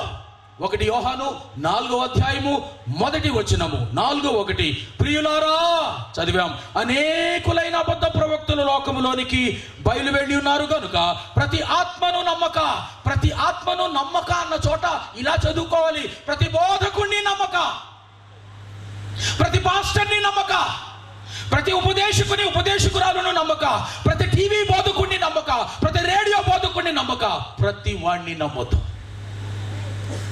మరి ఎప్పుడు నమ్మాలి? ఆయా పాస్టర్లు, ఆయా ఆత్మలు దేవుని సంబంధమైనవో కావో పరిశీలించిన తరువాత నమ్మాలి. ప్రియులారా, ఈ యావత్ క్రొత్త నిబంధన గ్రంథం అంతటిలో నాకు అతిగా నచ్చిన వాడు అపోస్తుడైన పౌలు. 27 క్రొత్త నిబంధన పుస్తకాలలో రమారమి 13-14 పత్రికలు రాశాడు. 3/4 వంతు రాశాడు, పరిశుద్ధాత్ముడు రాయించాడు. అతడు సహా ఇలా నిలబడి వాక్యోపదేశం చేస్తే బెరయా అనే ఊళ్ళో ఉన్న విశ్వాసులు ఆ వాక్యము విని మింగకుండా పీక దగ్గరే ఉంచుకొని ఇంటికి వెళ్ళి పౌలు చెప్పినవి అలాగున ఉన్నావో కాదో అని అంటూ స్వయంగా లేఖనాలను పరిశోధన చేశారు. స్వయంగా లేఖనాలను పరిశోధించిన తర్వాతే లేఖనములు చెప్పినట్టుగానే పౌలు చెప్పాడు. రివర్స్లో అనలేదు. పౌలు చెప్పినట్టుగానే లేఖనాలు చెప్తున్నాయి, అది కాదు. లేఖనములు చెప్పినట్టుగానే పౌలు చెప్పాడు అని ఎరిగిన తరువాత పీకల దగ్గర మింగిన వరకు ఉన్న బోధ మింగేవారు. ప్రేమన దేవుని బిడ్డలారా, ఈలాగున గనుక క్రైస్తవ సంఘాలు, విశ్వాసులు ఉండగలిగినట్లయితే భ్రమపరుచు దురాత్మకు వారు దూరంగా ఉంటారు. ఇది నాన్న క్రైస్తవ సంఘాల్లో నువ్వు విడిచి వచ్చిన వివిధ మతాల దుష్ట సాంప్రదాయాలు, సెంటిమెంట్లు, పారంపర్యాచారాలు, ఈ లోకపు మూలపాఠాలు ప్రభు నమ్ముకున్నానని చెప్పి కూడా పాస్టర్లు పాటిస్తూ, విశ్వాసులు కూడా గుట్టు చప్పుగా పాటిస్తూ ఉంటుంటే, పెళ్లిళ్ళు చేసుకోవాల్సి వచ్చినప్పుడు నువ్వు కూడా పాస్టర్ గారి చేత ఒక ముహూర్తం పెట్టిస్తావు, ఒక పాపనాయన చేత ఒక ముహూర్తం పెట్టిస్తావు. సరిగా కొన్ని సందర్భాల్లో హైందవ స్నేహితులు పెళ్లిళ్ళు ఎక్కువగా జరుగుతున్నప్పుడే నీ పెళ్లి కరెక్ట్గా అదే రోజు, అదే గంట, అదే నిమిషం, అదే క్షణానికి ఉంటుంది. దీని అర్థమేంటి? ఇది భ్రమపరుచు దురాత్మకు లోబడిన వాడవై 2 విధాలైన రీతిలో నిన్ను నీవు మోసం చేసుకుంటూ లోక సంబంధమైన ఆచారాలన్నీ కూడా క్రైస్తవ్యములోనికి తెచ్చిన నీలో పనిచేస్తున్న ఆత్మ దురాత్మ కానీ పరిశుద్ధాత్మ కాడు. ఎంత జాగ్రత్త ఉండాల్సిన వారమై ఉంటున్నాము. కాబట్టి ఒకడు దేవుని ఆత్మ కలిగి ఉన్నాడా, దయ్యపు ఆత్మ కలిగిన వాడా, క్రీస్తు ఆత్మ లేనివాడు క్రీస్తువాడు కాడు అని చెప్పాడు. క్రీస్తువాడు కానప్పుడు క్రీస్తు పాస్టర్ కాడు, క్రీస్తు ప్రవక్త కాడు, క్రీస్తు అపోస్తలుడు కాడు, క్రీస్తు రెవరెండు కాడు, క్రీస్తు వాడు కాని వాడు క్రీస్తువాడు కాడు. రోమా 8:9. క్రీస్తుకు చెందని వారు పుల్పీట్లు ఎక్కుతున్నారు. క్రీస్తుకు చెందని వారు సంఘాల్లో పాస్టర్లుగా చలామణి అవుతున్నారు. మీకు తెలుసా ప్రియులారా, నువ్వు లంచం ఇచ్చి నీ పైన వాళ్ళకి నువ్వు పాస్టర్ పదవి కొట్టొచ్చు తెలుసా? నువ్వు లంచం ఇచ్చి నీ శాఖలో పైన వాడి చేతులు తడిపి నీకు నచ్చిన సంఘానికి పాస్టర్గా వేయించుకోవచ్చు. ఇది శాఖల్లో నడుస్తుంది. ఇది భ్రమపరచు దురాత్మ వలన కలిగిన ఒక దౌర్భాగ్యకరమైన వరవడి. అందుకే వాళ్ళు ఏం చేస్తారో తెలుసా? సంఘ ఖజానాకు కన్నం పెడతారు, దేవుని సొమ్మును దోచుకుంటారు, బయట రాజకీయ నాయకులకు, సంఘాలలో పాస్టర్లకు తేడా లేదు. వాళ్ళు ఈ ఎలక్షన్లో కోట్ల రూపాయలు ఖర్చు పెడతారు. తిరిగి వారు గెలిస్తే ఆ కోట్లు వేసుకుని మన దగ్గర నుంచి పీక్కుంటారు. సంఘాలు కూడా అలాగే ఉన్నాయి. సంఘాలలో పాస్టర్లు అలా ఉన్నారు, సంఘాలలో పెద్దలు అలా ఉన్నారు. వారు సంఘ విశ్వాసులను దిగమింగే గోతుల్లాంటి కడుపులు కలిగిన వారుగా ఉన్నారు. వారికి తృప్తి ఉండదు. అందుకే ప్రియులారా, ప్రకటన గ్రంథంలో చెప్పబడిన మాట, ఎవరైతే కాని మాటను అవునన్నట్టు, ఉన్న మాటను లేదు అన్నట్టు, వాక్యాన్ని ఆధారంగా చేసుకోనక, చేతిలో బైబిలే ఉంటుంది, మాటలు భిన్నంగా ఉంటాయో వారిని ఉద్దేశించి బైబిల్లో ప్రభు చెప్తున్న హెచ్చరిక, ఈ గ్రంథమందున్న ప్రవచన వాక్యములను విను ప్రతి వానికి నేను సాక్ష్యం ఇచ్చున్నది ఏమనగా, ఎవడైనను వీటితో మరి ఏదైనానో కలిపిన ఎడల ఈ గ్రంథములో వ్రాయబడిన తెగుళ్ళు దేవుడు వానికి కలుగజేయును.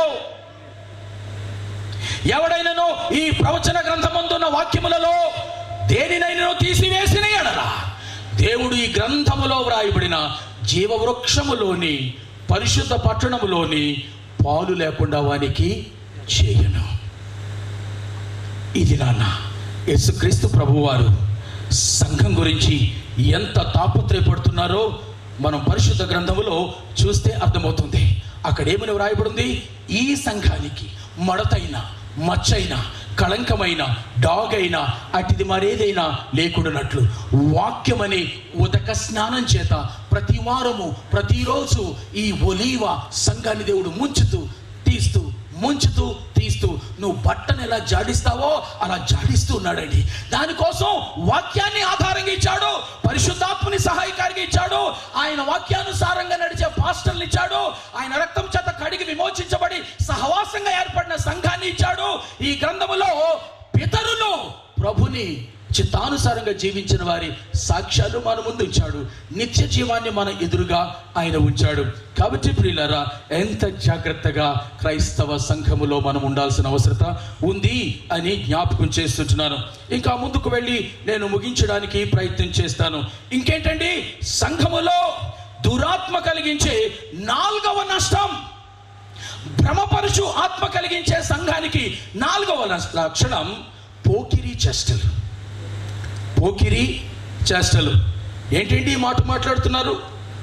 ఇది ఎవరి గురించి మాట్లాడుతున్నారు, ఎక్కడి వారి గురించి మాట్లాడుతున్నారు అని మీరు అంటున్నారా?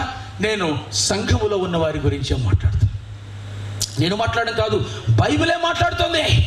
వారిని పోకిరీగాళ్ళు అని అంటారు. పోకిరీగాళ్ళు సంఘములో ఉండరు అని అనుకుంటే పొరపాటు. సంఘములో రక్షణ లేకుండా, వాక్యాధారము లేకుండా జ్వరబడిన వాళ్ళు భ్రమపరచు ఆత్మ కింద ఉన్నప్పుడు సంఘములో పోకిరీ పనులు చేయక ఇంకేం పనులు చేస్తారు?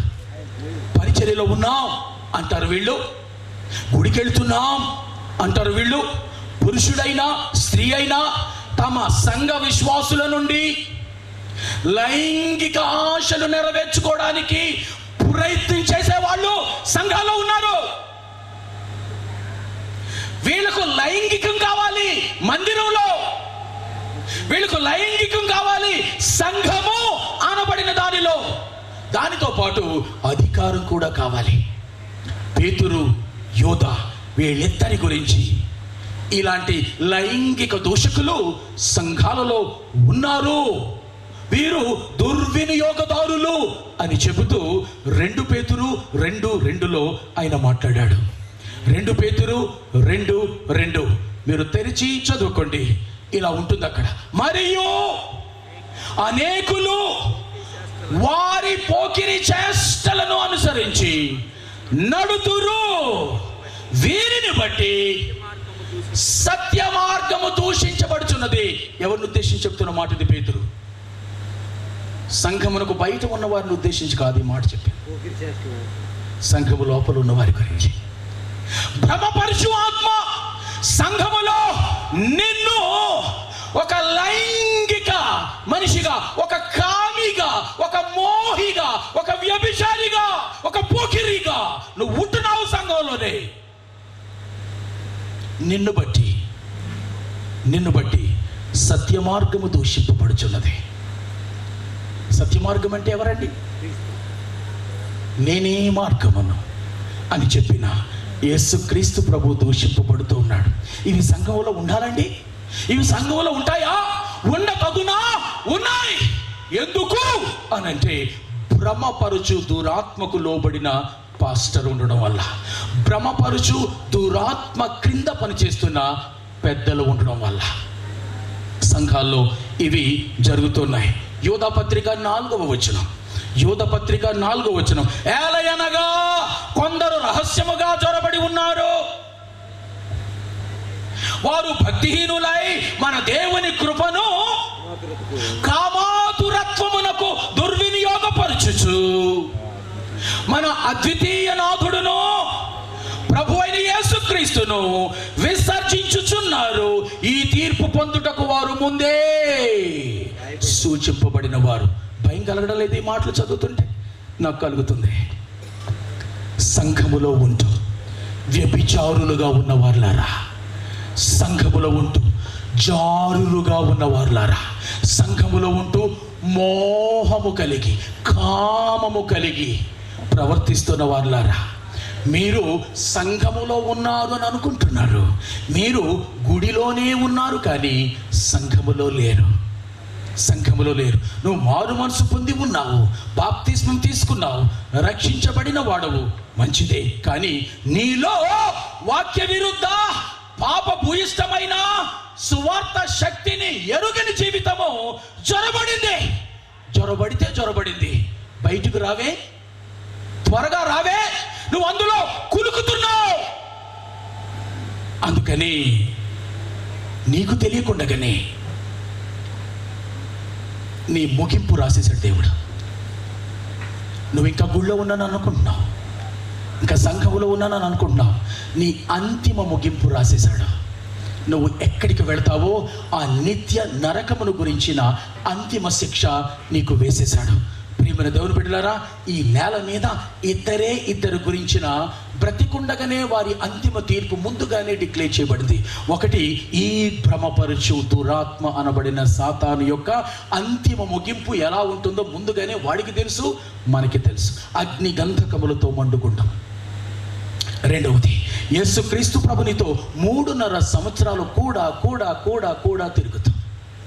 ఇందాక నేను చెప్పిన భ్రమపరచు ఆత్మ క్రింద ఉండి చెయ్యకూడని ప్రతి హేయమైన నీచమైన కార్యాన్ని కడకు క్రీస్తుని సహా శత్రువులకు అప్పగించడానికి లంచము పుచ్చుకొని తన్ను తాను ఆత్మహత్య చేసుకున్న ఇస్కరియోతు గురించి కూడా ముందుగానే రాసేశాడు. అక్కడ రాయబడిన మాట ఏంటంటే, నాశన పుత్రుడు. తెస్సలోనికే పత్రికలో నాశన పుత్రుడు అన్న పేరు అపవాదికి మాత్రమే, భ్రమపరచు ఆత్మకు మాత్రమే ఉంది. అదే పేరును ఇస్కరియోతు యూదా కూడా పెట్టాడు, నాశన పుత్రుడు. నాశన పుత్రుడు అంటే అర్థం ఏంటి? ఇంకా నువ్వు బ్రతుకుండగానే నీ నాశనము డిసైడ్ అయిపోయింది. ఇంకా నువ్వు బ్రతుకుండగానే నీ నాశనము డిసైడ్ అయిపోయింది. నువ్వు మారు మనసు పొందలేవు, పొందజాలవు. పొందు అవకాశాలన్నీ విడుచుకున్నావు, ఇక పొందని వానిగా తయారయ్యావు. నీ నాశనము డిసైడ్ అయింది. ఈవేళ ఇక్కడున్న మనలో ఎవరితోనైనా ఓ నాశన పుత్రిక, ఓ నాశన పుత్రుడా అన్నాడంటే అయిపోయినట్టే. అలా కనుక అనాల్సి వస్తే, అనే విధంగా మన ప్రవర్తన ఉంటే, అనే విధంగా మన బ్రతుకుంటే, ఆయన అనేసాడు అనంటే ఇక నువ్వు మారు మనసు పొందవు, మారు మనసు పొందలేవు. మారు మనసు పొందినట్లుగా అట్టి వాడువైన నిన్ను నూతన పరచుట అసాధ్యము. Your destiny is decided. భయంగా లేదా? భయంగా లేదా? కాబట్టి ప్రియులారా, ముగింపుకు వెళ్ళక మునుపు ఎవరెవరో ఎక్కడున్న వారి సంగతాలు వదిలిపెట్టండి. నా గురించి నేను ఆలోచించుకోవాలి. ఆ మాటలు సూటిగా నాతో మాట్లాడుతున్నాయి, ఈ మాటలు మీతో కూడా మాట్లాడుతుంటున్నాయి. భ్రమపరచు ఆత్మ ఏదో, భద్రపరచు దేవుని ఆత్మ ఏదో ఎరగని స్థితిలో కనుక నువ్వు ఉన్నట్లయితే, నీవు రక్షణ మాత్రమే పొందలేదు అని మాత్రమే కాదు, అపవాది యొక్క దూతగా సంఘములో జొరబడిన వాడవు. నీవు చేయరాని హేయమైన కార్యాలు చేయడానికి దేవుడు ఇందా తీసుకొని అపవాదికి నేను అప్పగించేశాడు. ఇక మరలు తీసుకోడు. మారు మనసు పొందినట్లుగా నిన్ను ఎవడూ నూతన పరచలేడు. నువ్వు నాశన పుత్రుడివే, నాశన పుత్రిక. నా నోటితో నేను అనకూడదు, అది నా పని కాదు. కానీ ఇక్కడున్న మనలో ఎవరమైనా ఇప్పటికీ కృపను దొంగిలించిన వారంగా ఉంటే, భ్రమపరచు ఆత్మ కింద ఉంటూ నీ జీవితాన్ని పాడు చేసుకొని, కుటుంబ జీవితాన్ని పాడు చేసి, సంఘ జీవితాన్ని పాడు చేస్తూ, దేవుని ఆత్మకు విరోధంగా నువ్వు కనుక పనిచేస్తూ ఉన్నట్లయితే నాశన పుత్రుడవు, నాశన పుత్రురాలవు. ఇలాగున అనేక విషయాలు నేను మాట్లాడగలను. కొన్ని చెప్పి నేను అక్కడికి ఆపుతున్నాను. రెండవ వర్గం గురించి మాట్లాడి ఇక ముగించేస్తాను. ఇంతవరకు మాట్లాడినవన్నీ ఏంటంటే క్రైస్తవ్యములో భ్రమపరుచు దురాత్మ చేసే నష్టాలు. చూడండి, ఆత్మకు శరీరం లేదు. ఇప్పుడు నేను చెప్పినవన్నీ కూడా దురాత్ముడు సంఘములో నేరుగా ప్రవేశించి చేయడు, నిన్ను వాడుకుంటాడు. ఆత్మకు శరీరం ఎప్పుడు వస్తుందంటే ఎవరొకరి శరీరంలో దూరితేనే ఆ దురాత్మకు మాటలు వస్తాయి, ఆ దురాత్మకు ఆకారం ఉంటుంది. చాలా కాలం క్రితం నేను పరిచర్య వస్తున్న తొలి దినాల్లో మా నాన్నగారు అమ్మగారు సేవ చేస్తుంటున్న ప్రాంతంలో, అది ఒక హిందూ ప్రాంతము, పురుషులు ఎక్కువ మంది నమ్ముకోలేదు, స్త్రీలే.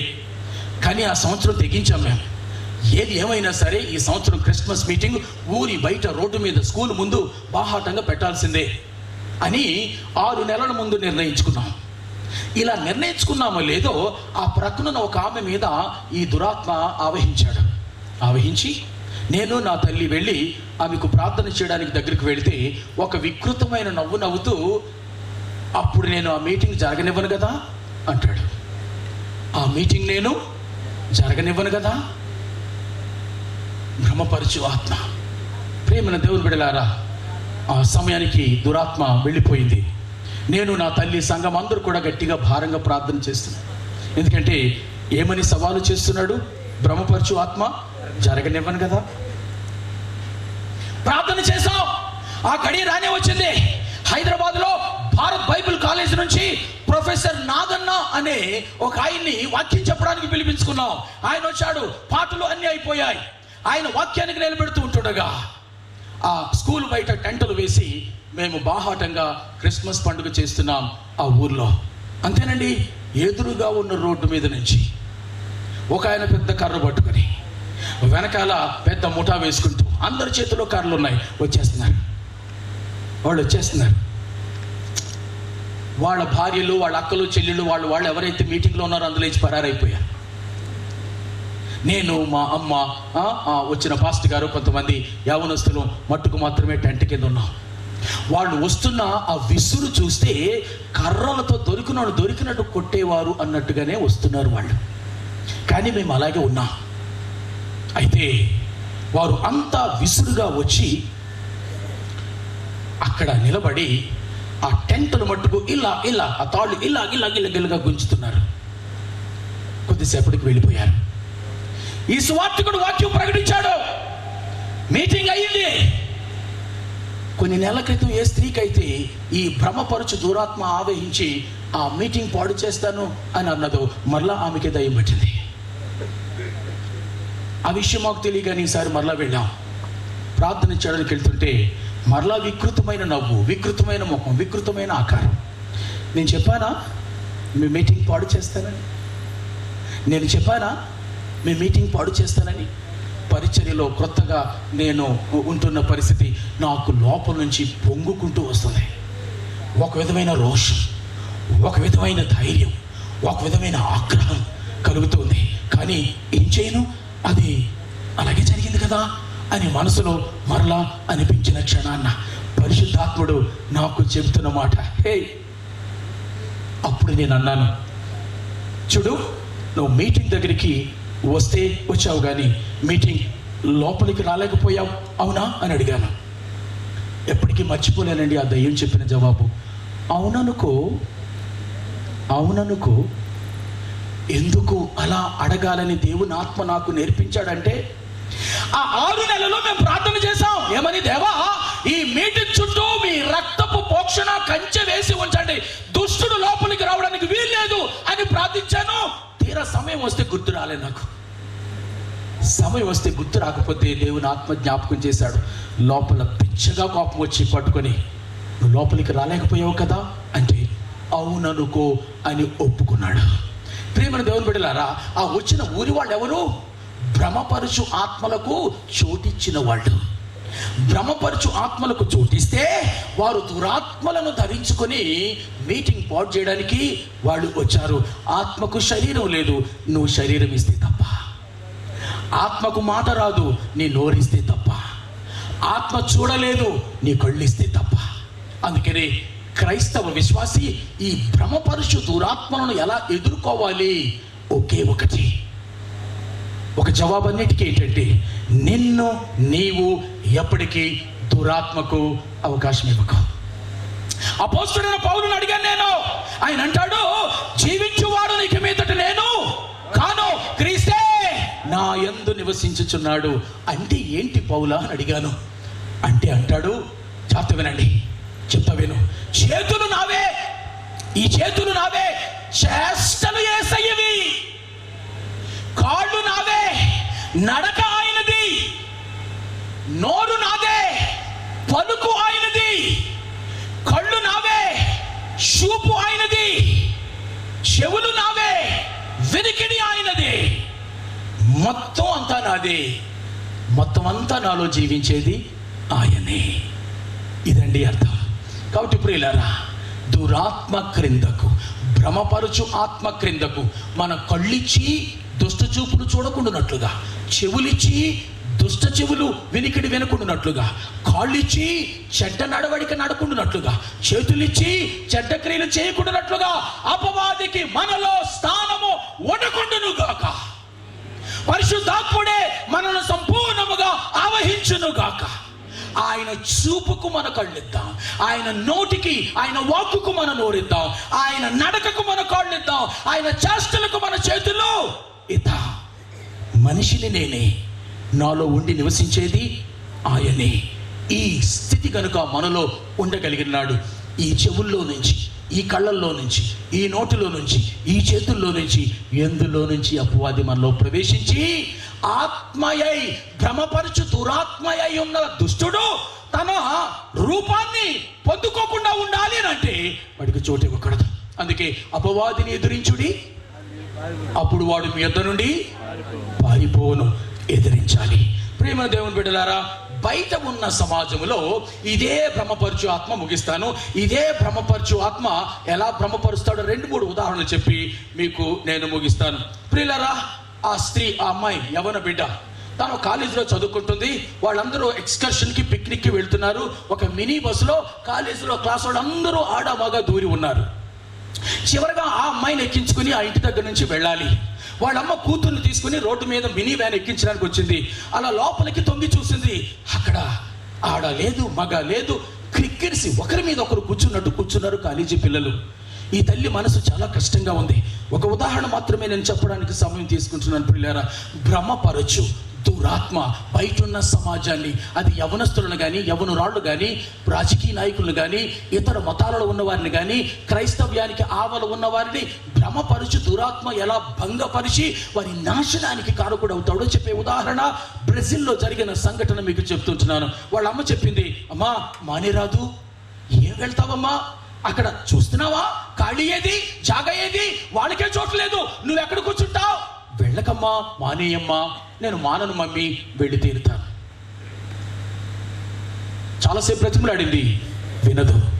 చివరికి నిస్సహాయురాలైన ఈ స్త్రీ అంటది, తల్లి చూడమ్మా, అయితే యేసయ్యను నీతో తీసుకెళ్ళమ్మా, యేసయ్యను నీతో తీసుకెళ్ళు అనంటే ఆ అమ్మాయి భ్రమపరుచు ఆత్మ క్రింద, దురాత్మ క్రింద ఉన్న అమ్మాయి అన్న మాట ఏంటో తెలుసా? మమ్మీ మాకే చోట్లేదు, ఎక్కడ మాకే చోట్లేదు, నువ్వు యేసయ్యను మాతో తీసుకెళ్ళమంటావా అనగానే లోపలున్న అదే భ్రమపరచు ఆత్మ క్రింద ఉన్న వాళ్ళందరూ గొల్లుగా నవ్వారు, వెటకారంగా గొల్లుగా నవ్వారు. ఆ తల్లి హృదయం చాలా చివుక్కుమంది. లోపలికి నెమ్మదిగా వెళ్ళిపోయింది. గంట సేపు పట్టలేదు, ఒక ఫోన్ వచ్చింది. ఏమండి, ఈ డ్రెస్సు, ఈ కళ్ళద్దాలు, ఈ బ్యాగ్, ఈ రంగు, ఇవేమైనా మీ అమ్మాయికి చెందినవా? అవును. ఏమైంది? ఏం కాదండి, కంగారు పడకండి, మీరు పలానా చోటికి రండి. ఈమె వెళ్ళింది. అక్కడ జనాలు ముగి ఉన్నారు. వీడియోగ్రాఫర్లు, ఫోటోగ్రాఫర్లు, విలేకరులు, పోలీసులు అందరూ ఉన్నారు. ఇలా లోపలికి వెళ్ళింది. ఒక బలమైన లావణ్య పరిగెత్తుకుంటూ రోడ్డు ప్రక్కన ఉన్న చెట్టుకు మొత్తుకు వేగంగా వెళ్ళి ఇది ఢీకొన్నది. అందరూ నుజ్జు అయ్యారు. అది ఏ బ్రాండ్ కారో ఎవరికి గుర్తు తెలియడం లేదు. ఇది పరిస్థితి. అక్కడ వాళ్ళ అమ్మాయికి సంబంధించిన బట్టలు అవి అప్పడంలాగా అయిపోయి ఉండి మాత్రమే కనిపిస్తున్నాయి తప్ప వాళ్ళ అమ్మాయి రూపం కనపడలే. మనసు చాలా చిముక్కు పడ్డది. 1 గంట క్రితం ఏం జరిగిందో ఆ తల్లి జ్ఞాపకానికి తెచ్చుకుందమ్మా, యేసయ్యను కూడా తీసుకెళ్ళమ్మా. ఏమీ చెయ్యలేక, ఏమీ అనలేక భ్రమపరచు దుష్ట ఆత్మ క్రింద ఉంటున్న నేటి కాలపు యవనస్తులు వారి గతి ఏం కాబోతుందో ప్రత్యక్షంగా జరిగిన సంఘటన ఎక్కడో కాదు, మన దేశంలోనే మన కళ్ళ ముందే నిత్యము జరుగుతుంటున్నాయి. ఒక ఆయన వచ్చి ఆ వెనకాల ఇంతకీ ఆమెమందో తెలుసా, అమ్మా నీకు అంతగా ఆయన్ని నాతో పంపించాలనుకుంటే ఆ డిక్కీలో కూర్చోబెట్టి పంపించమ్మా. ఈ మాట కూడా అందా ఆ మూర్ఖురాలు. ఈ మాట కూడా అది. దానికి వాళ్ళు కూడా గొల్లుమని నవ్వారు. ఈమె చిన్న పుచ్చుకుని లోపలికి వెళ్ళిపోయింది. చూస్తుంటుండగానే ఈమెకు మాట రావడం లేదు. చూస్తున్న సంఘటన, గంట క్రితం జరిగిన సంభాషణ అంతా జ్ఞాపకం చేసుకుంటుంది. ఒక పోలీస్ ఆఫీసర్ వచ్చాడు, వెనకాల ఉన్న డిక్కీని అతి కష్టం మీద లేపాడు. ప్రియులారా, ఆశ్చర్యకరమైన విషయం. ఆశ్చర్యం అనే కంటే అద్భుతమే అనాలి. అక్కడ కోడి గుడ్ల ట్రే ఒక్కటి కూడా పగలకుండా ఉంది. కోడి గుడ్ల ట్రే. బహుశా కోడిగుడ్లు వండుకోవడానికి వెళ్తున్నారేమో, వెనక డిక్కీలో పెట్టారు. ఒక్కటి పగలలేదు, ఒక్కదాని మీద గీత పడలేదు. వాళ్ళందరూ కూడా ఇది అసాధ్యం, it is impossible, it cannot happen అని అంటున్నారు. అరే ఈ బండి ఏంటి బండో తెలియదు, ప్రజలు నుజ్జు అయితే సున్నితమైన కోడిగుడ్లు డిక్కీలో పగలకుండా ఉంటాయా? It's impossible. బహుశా ఈ స్త్రీకి ఒక్కదానికి అర్థమై ఉంటుంది. ఈ అమ్మాయి పోతమ్మా యేసయ్యను నీతో తీసుకెళ్ళమ్మా అని అంటే, మూర్ఖురాలు ఏమంది, లోపల మాకే చోట్లేదు, నీకు అంతగా ఆయన నాతో పంపించాలనుకుంటే డిక్కీలో కూర్చోబెట్టి పంపించు మమ్మీ. ఆ తల్లి అనుకుంది, డిక్కీలో ఉన్న గుడ్లకు దేవుడు భద్రతనిచ్చాడు, ఎందుకంటే అందులోనే వచ్చుంటాడు ఆయన. అదే నువ్వు నీతో పాటు తీసుకువెళితే నువ్వు బ్రతికుండేదానివి కదమ్మా అని గొల్లును ఏడ్చింది ఆ స్త్రీ. ఇదే మాట చెప్తుంటున్నాను. ఇది నాన్న, యేసుక్రీస్తుకు బయట, క్రైస్తవ్యానికి బయట అనేక మంది భ్రమపరచు ఈ దుష్ట ఆత్మల మాట వినిన వారే అయితే చంపబడుతున్నారు, లేదంటే చస్తున్నారు వారంతట వారుగా. భ్రమపరచు ఆత్మ నిన్ను కడకు ఈ లోకములో అకారణంగా అర్ధవయస్కంగా చంపి అడ్డంగా నరకానికి పంపడానికి వాడు ఆలోచన కలిగి ఉన్నాడు. ఈ రాత్రి వేళలో నేను ముగించక మునుపు అలాంటి వారికి ఈ రాత్రి ఒక పిలుపునిస్తుంటున్నాను. క్రైస్తవ్యము లోపల భ్రమపరచు దురాత్మ కలిగించే ఈ దుష్ట సంప్రదాయాలన్నిటి నుంచి ప్రతి విశ్వాసి పోరాడి బయటకు తరమాలి.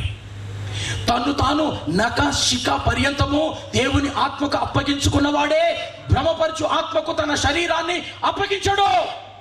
అలాగే ఈ మాటలు వింటూ యేసుక్రీస్తును స్వరక్షకునిగా ఇంకను అంగీకరించని వారెవరైనా ఉంటే ఆ దురాత్మ, అదే భ్రమపరచు ఆత్మ నేను అడ్డదారిలో నిత్య నాశనానికి పంపక మునిపే నీ కోసం ప్రాణం పెట్టి సిలువలో నీ శిక్షకు బదులు తాను చావు పొందిన యేసుక్రీస్తు ప్రేమతో నీకు పిలుపునిస్తున్నాడు.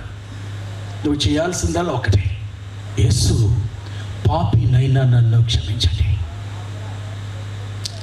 ఒక ఆయన అమెరికా దేశపు తపాలాను దొంగితనం చేస్తున్నాడు, పట్టబడ్డాడు, కోర్టుకు ప్రజెంట్ చేశారు, చిన్న చిన్న శిక్షలు వేశారు, వదిలేశారు.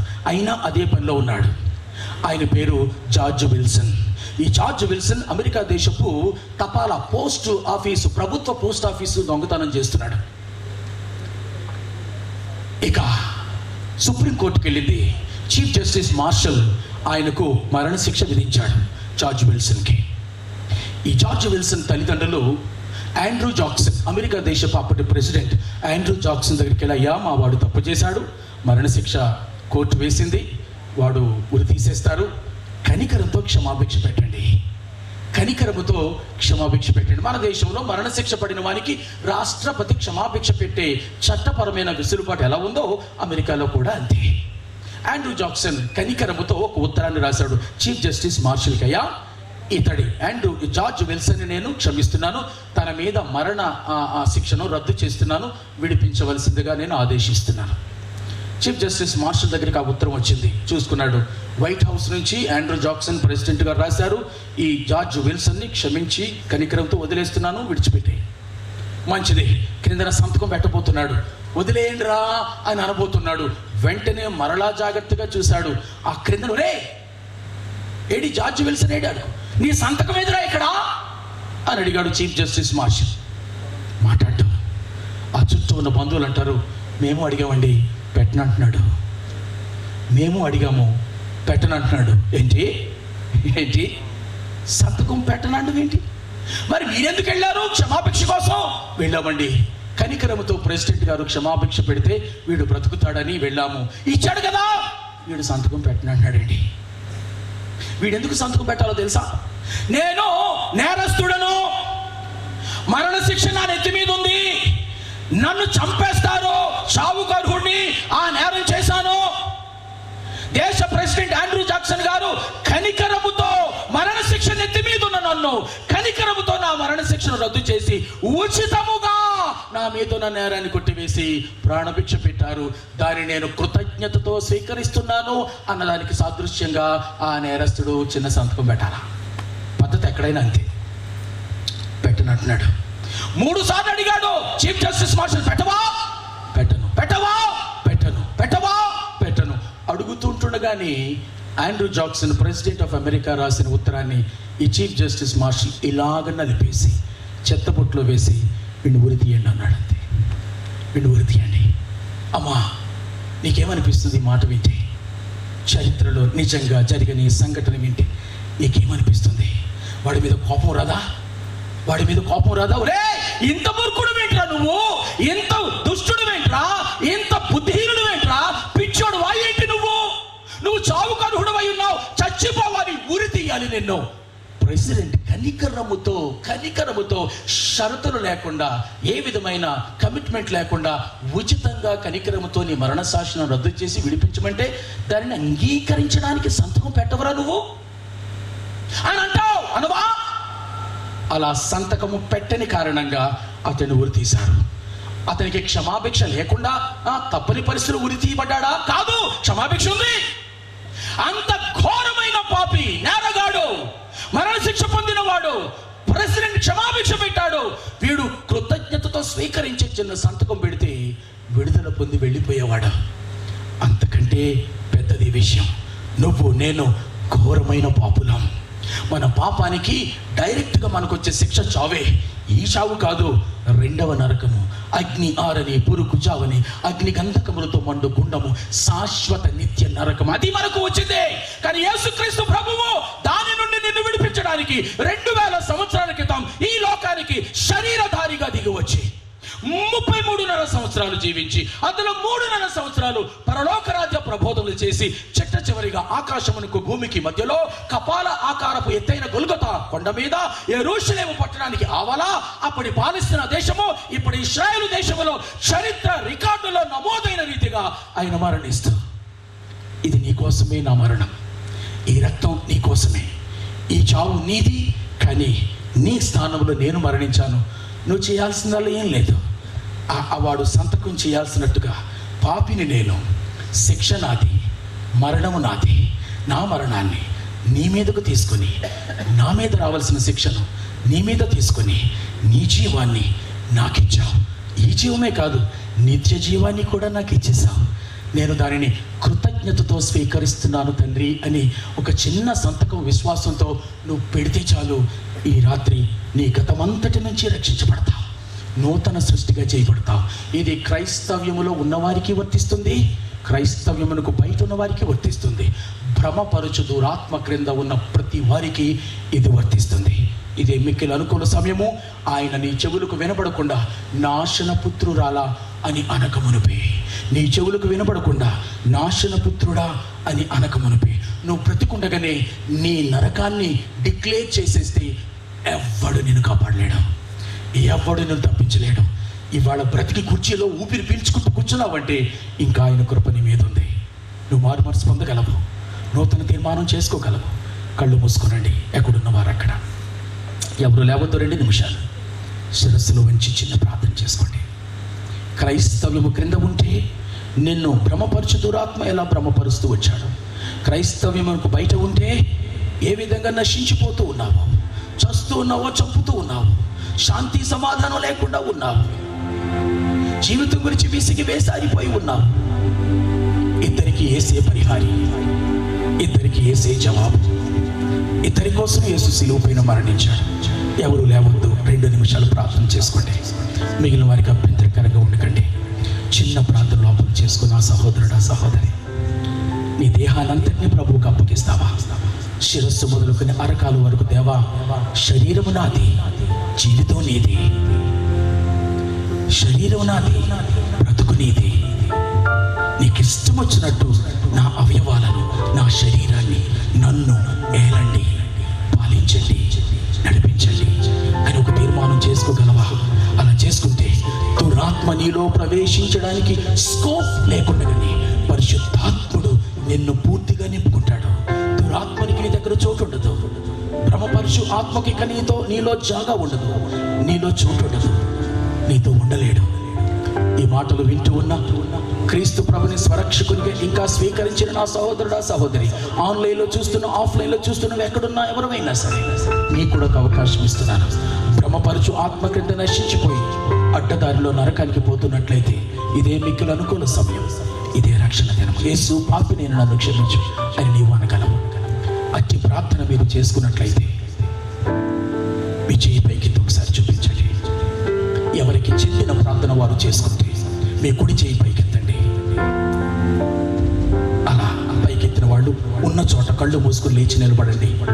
మీ అపరాధములు ఒప్పుకోండి. పైకి లేచి నిలబడండి. మీ అపరాధములను ఒప్పుకోండి, మీ పాపాలను ఒప్పుకోండి. ఈరోజు మీ దేహాలను నూతనంగా ప్రభువుకు సమర్పించుకోండి. ప్రభువును మీ జీవితంలో నివసించమని అడగండి. నాశన స్థితి నుంచి బయటకు రండి. భ్రమపరచు దురాత్మకు నీ అవయవాలను సాధనాలుగా ఇవ్వడం మానేసే. భ్రమపరచు ఆత్మ క్రింద ఉంటూ నిజ దేవుని యేసుక్రీస్తును తృణీకరించే బ్రతుకు నుంచి బయటకు వచ్చేసే. ఇది ఆఖరి రాత్రి కావచ్చు నీకు. రేపు సూర్యోదయం నువ్వు చూడవేమో. నీ ఎడల దేవుని కృప అడుగంటి పోయిందేమో. ఇప్పటికే నాశన పుత్రుడా అన్నాడేమో, తెలియదు. కానీ ఒక అవకాశం అయితే ఈ రాత్రి నీకు ఇస్తున్నాడు. స్పందించు. ప్రభు ముఖాన్ని చూడు, ఆయన సిలువను చూడు. గుండెలు పిండేట్టుగా పశ్చాత్తాపడం, దైవ చిత్తానుసారమైన దుఃఖాన్ని తెచ్చుకో. యథార్థమైన పశ్చాత్తాపాన్ని తెచ్చుకో. విలవిలలాడిపో, గింజుకుపో, నలిగిపో. ప్రభు ముందు నిన్ను నీవు ఒలిచిపెట్టుకో. అలా నిలబడిన వారు నడుచుకుంటూ ముందుకు రండి. నాకు దగ్గరగా రండి, వేదికకు దగ్గరగా రండి. మీకోసం ప్రార్థన చేసి ముగిస్తాను. మిగిలిన వారందరూ కూడా మీ స్థలాల్లో కూర్చోండి. కేవలము తీర్మానం చేసుకున్న వారు, చేతులు పైకెత్తిన వారు, లేచి నిలబడిన వారు ధైర్యంగా రండి. విశ్వాసాన్ని బలపరచడానికే రమ్మంటున్నాను నేను.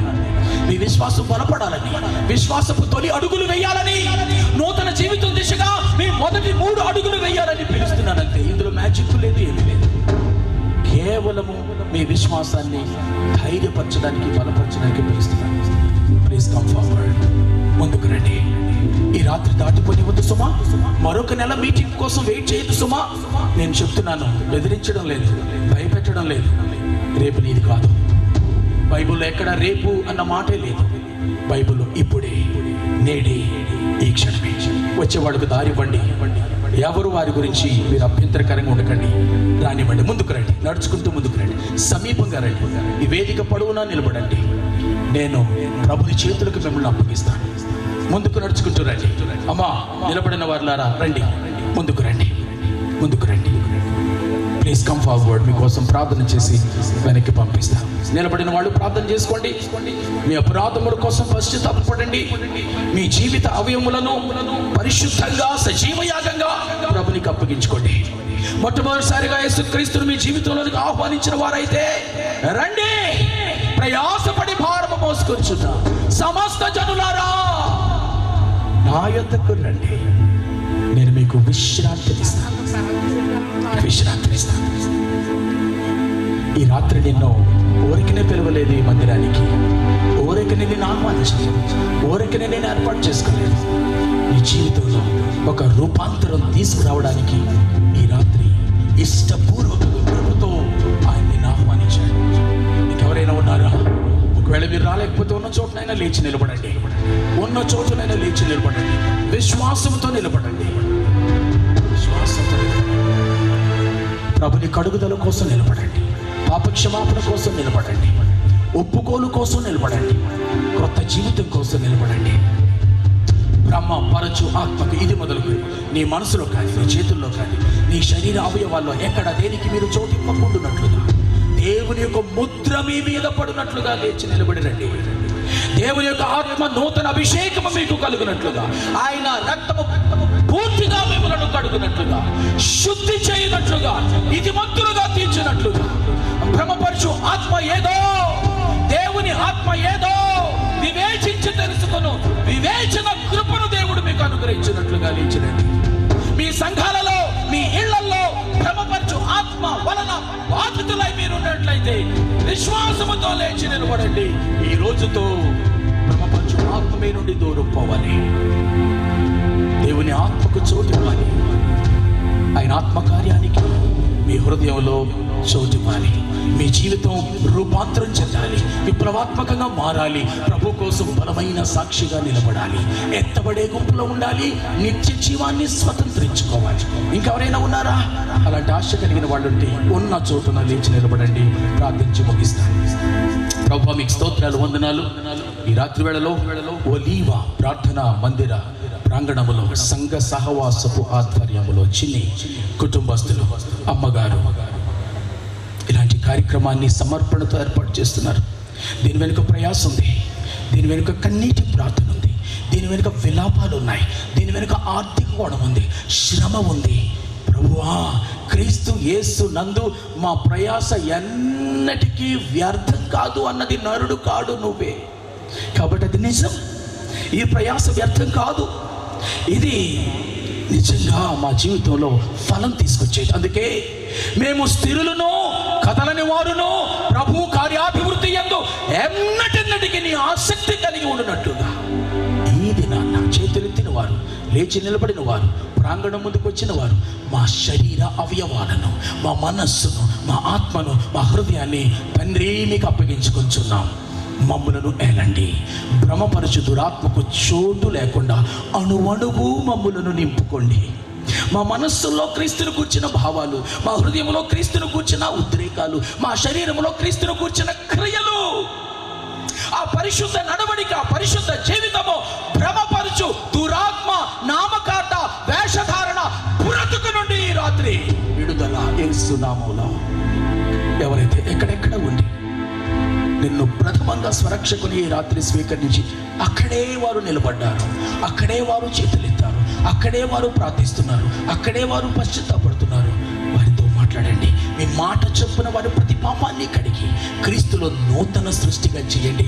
అయ్యా, మాలో ఎవ్వరిని నాశన పుత్రుడు అని అనకండి. మాలో ఎవ్వరిని నాశన పుత్రురాలా అని అనకండి. మీరు అనువారు కారు, త్వరపడువారు కారు. కానీ ఇలాంటి అవకాశాలు సారికి మేము పోగొట్టుకుంటే రేపు మాది కాదు, మా నాశనము నేల మీద ఉంటుండగానే రాసేస్తామనేమో భయం కలుగుతుందయ్యా, భయం కలుగుతుంది. కాబట్టి ఆ స్థితిలో ఉన్న వారు ఎవరైనా వారితో మాట్లాడి ఒప్పింపు చేయమని ఆత్మ తండ్రి పాపం విషయమై, తీర్పు విషయమై, నీతి విషయమై ఇదిగో నిలబడిన వారిని అందరినీ ఒప్పించినట్లుగా బండ వంటి హృదయము కలిగి కూర్చున్నవారు అక్కడక్కడ ఉన్న వారిని కూడా ఒప్పింప చేయండి. ఒక్క ఆత్మ నశించిపోవడం మీకు ఇష్టం లేదు కదా నాయనా. వారితో మాట్లాడండి, వారిలో నూతన కార్యం చేయండి, వారిలో గొప్ప పరిమార్పు దయచేయండి. వారు ఏం చేయనక్కర్లేకుండానే నీవు వారి పాప క్షమాపణ కోసం సమస్తం సిద్ధం చేసి పెట్టావని వారికి నమ్మకం పుట్టించండి. విశ్వాసముతో యేసును స్వీకరిస్తే చాలు, పాపములు తొలగిపోతాయి, నిత్య జీవం సొంతం అవుతుందని నమ్మకం పుట్టించండి అయ్యా. వారిలో ఆ నమ్మకం పుట్టించు, రక్షించమని, వారిని మీ నుండి దాటిపోనివ్వద్దని వేడుకుంటూ నిలబడి ప్రార్థించి విశ్వాసంతో అడిగి ఒప్పుకోలు చేసి ప్రత్యేకంగా ఈ రాత్రి మిమ్మల్ని తమ హృదయాల్లోనికి ఆహ్వానించిన ఈ బిడ్డలందరి గుండెల నిండా నింపండి. భ్రమపరచు ఆత్మకు జాగా లేకుండా చేయండి. పరిశుద్ధ ఆత్మతో పూర్తిగా నింపుకోండి. శరీరాశలు లేకుండా, నేత్రాశ లేకుండా, జీవపుడంబము లేకుండా ఉండినా వాటి మీద జయము కలుగునట్లుగా మీ పరిశుద్ధ ఆత్మ అధికారము, క్రీస్తు యేసు ప్రభుని యొక్క జయములో పాలిభాగము అనుగ్రహించుమని, మీ రాక పర్యంతము మా మరణ పర్యంతము నమ్మకంగా మీ కృపలో కొనసాగు కృపనివ్వని యేసునామమున ప్రార్థించి స్తుతించి ప్రతిమిలాడి వేడుకొంచున్నాము తండ్రి. ఆమేన్. ఆమేన్. దయచేసి మీ స్థలాల్లో కూర్చోండి. God bless you.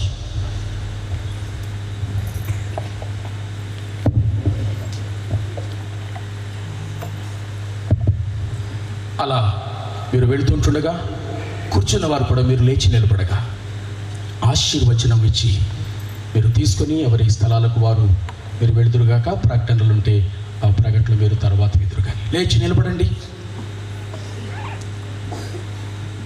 మన పరమ తండ్రి అయిన దేవుని యొక్క శాశ్వత ప్రేమ, లోక రక్షకుడికి యేసుక్రీస్తు ప్రభుని యొక్క శాశ్వత కృప, ఆదరణకర్తయగు పరిశుద్ధాత్మని యొక్క అన్యోన్య సహవాసం, పాపం విషయమై, తీర్పు విషయమై, నీతి విషయమైన ఒప్పుదోలు, భ్రమపరచు ఆత్మకు బలై దురాత్మకు తమ్మును తాము సాధనాలుగా అప్పగించుకున్నాము. వాటి నుంచి పశ్చాత్తాపంతో విడిపడి తీర్మానం చేసుకొని కన్నీటితో క్షమాపణ అడిగిన ప్రతి ఒక్క గుండెకు మీ తోడు, మీ ఆదరణ, మీ నింపుదల, మీ కాపుదల ఇప్పుడును ఇక ముందుకు యుగముల పర్యంతం సదాకాలం అనుగ్రహించును గాక. Amen. Amen. God bless you.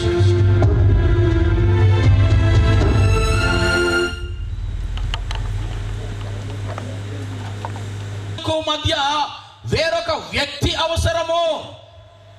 అది మరియమ్మ కావచ్చు, మరొకరు కావచ్చు.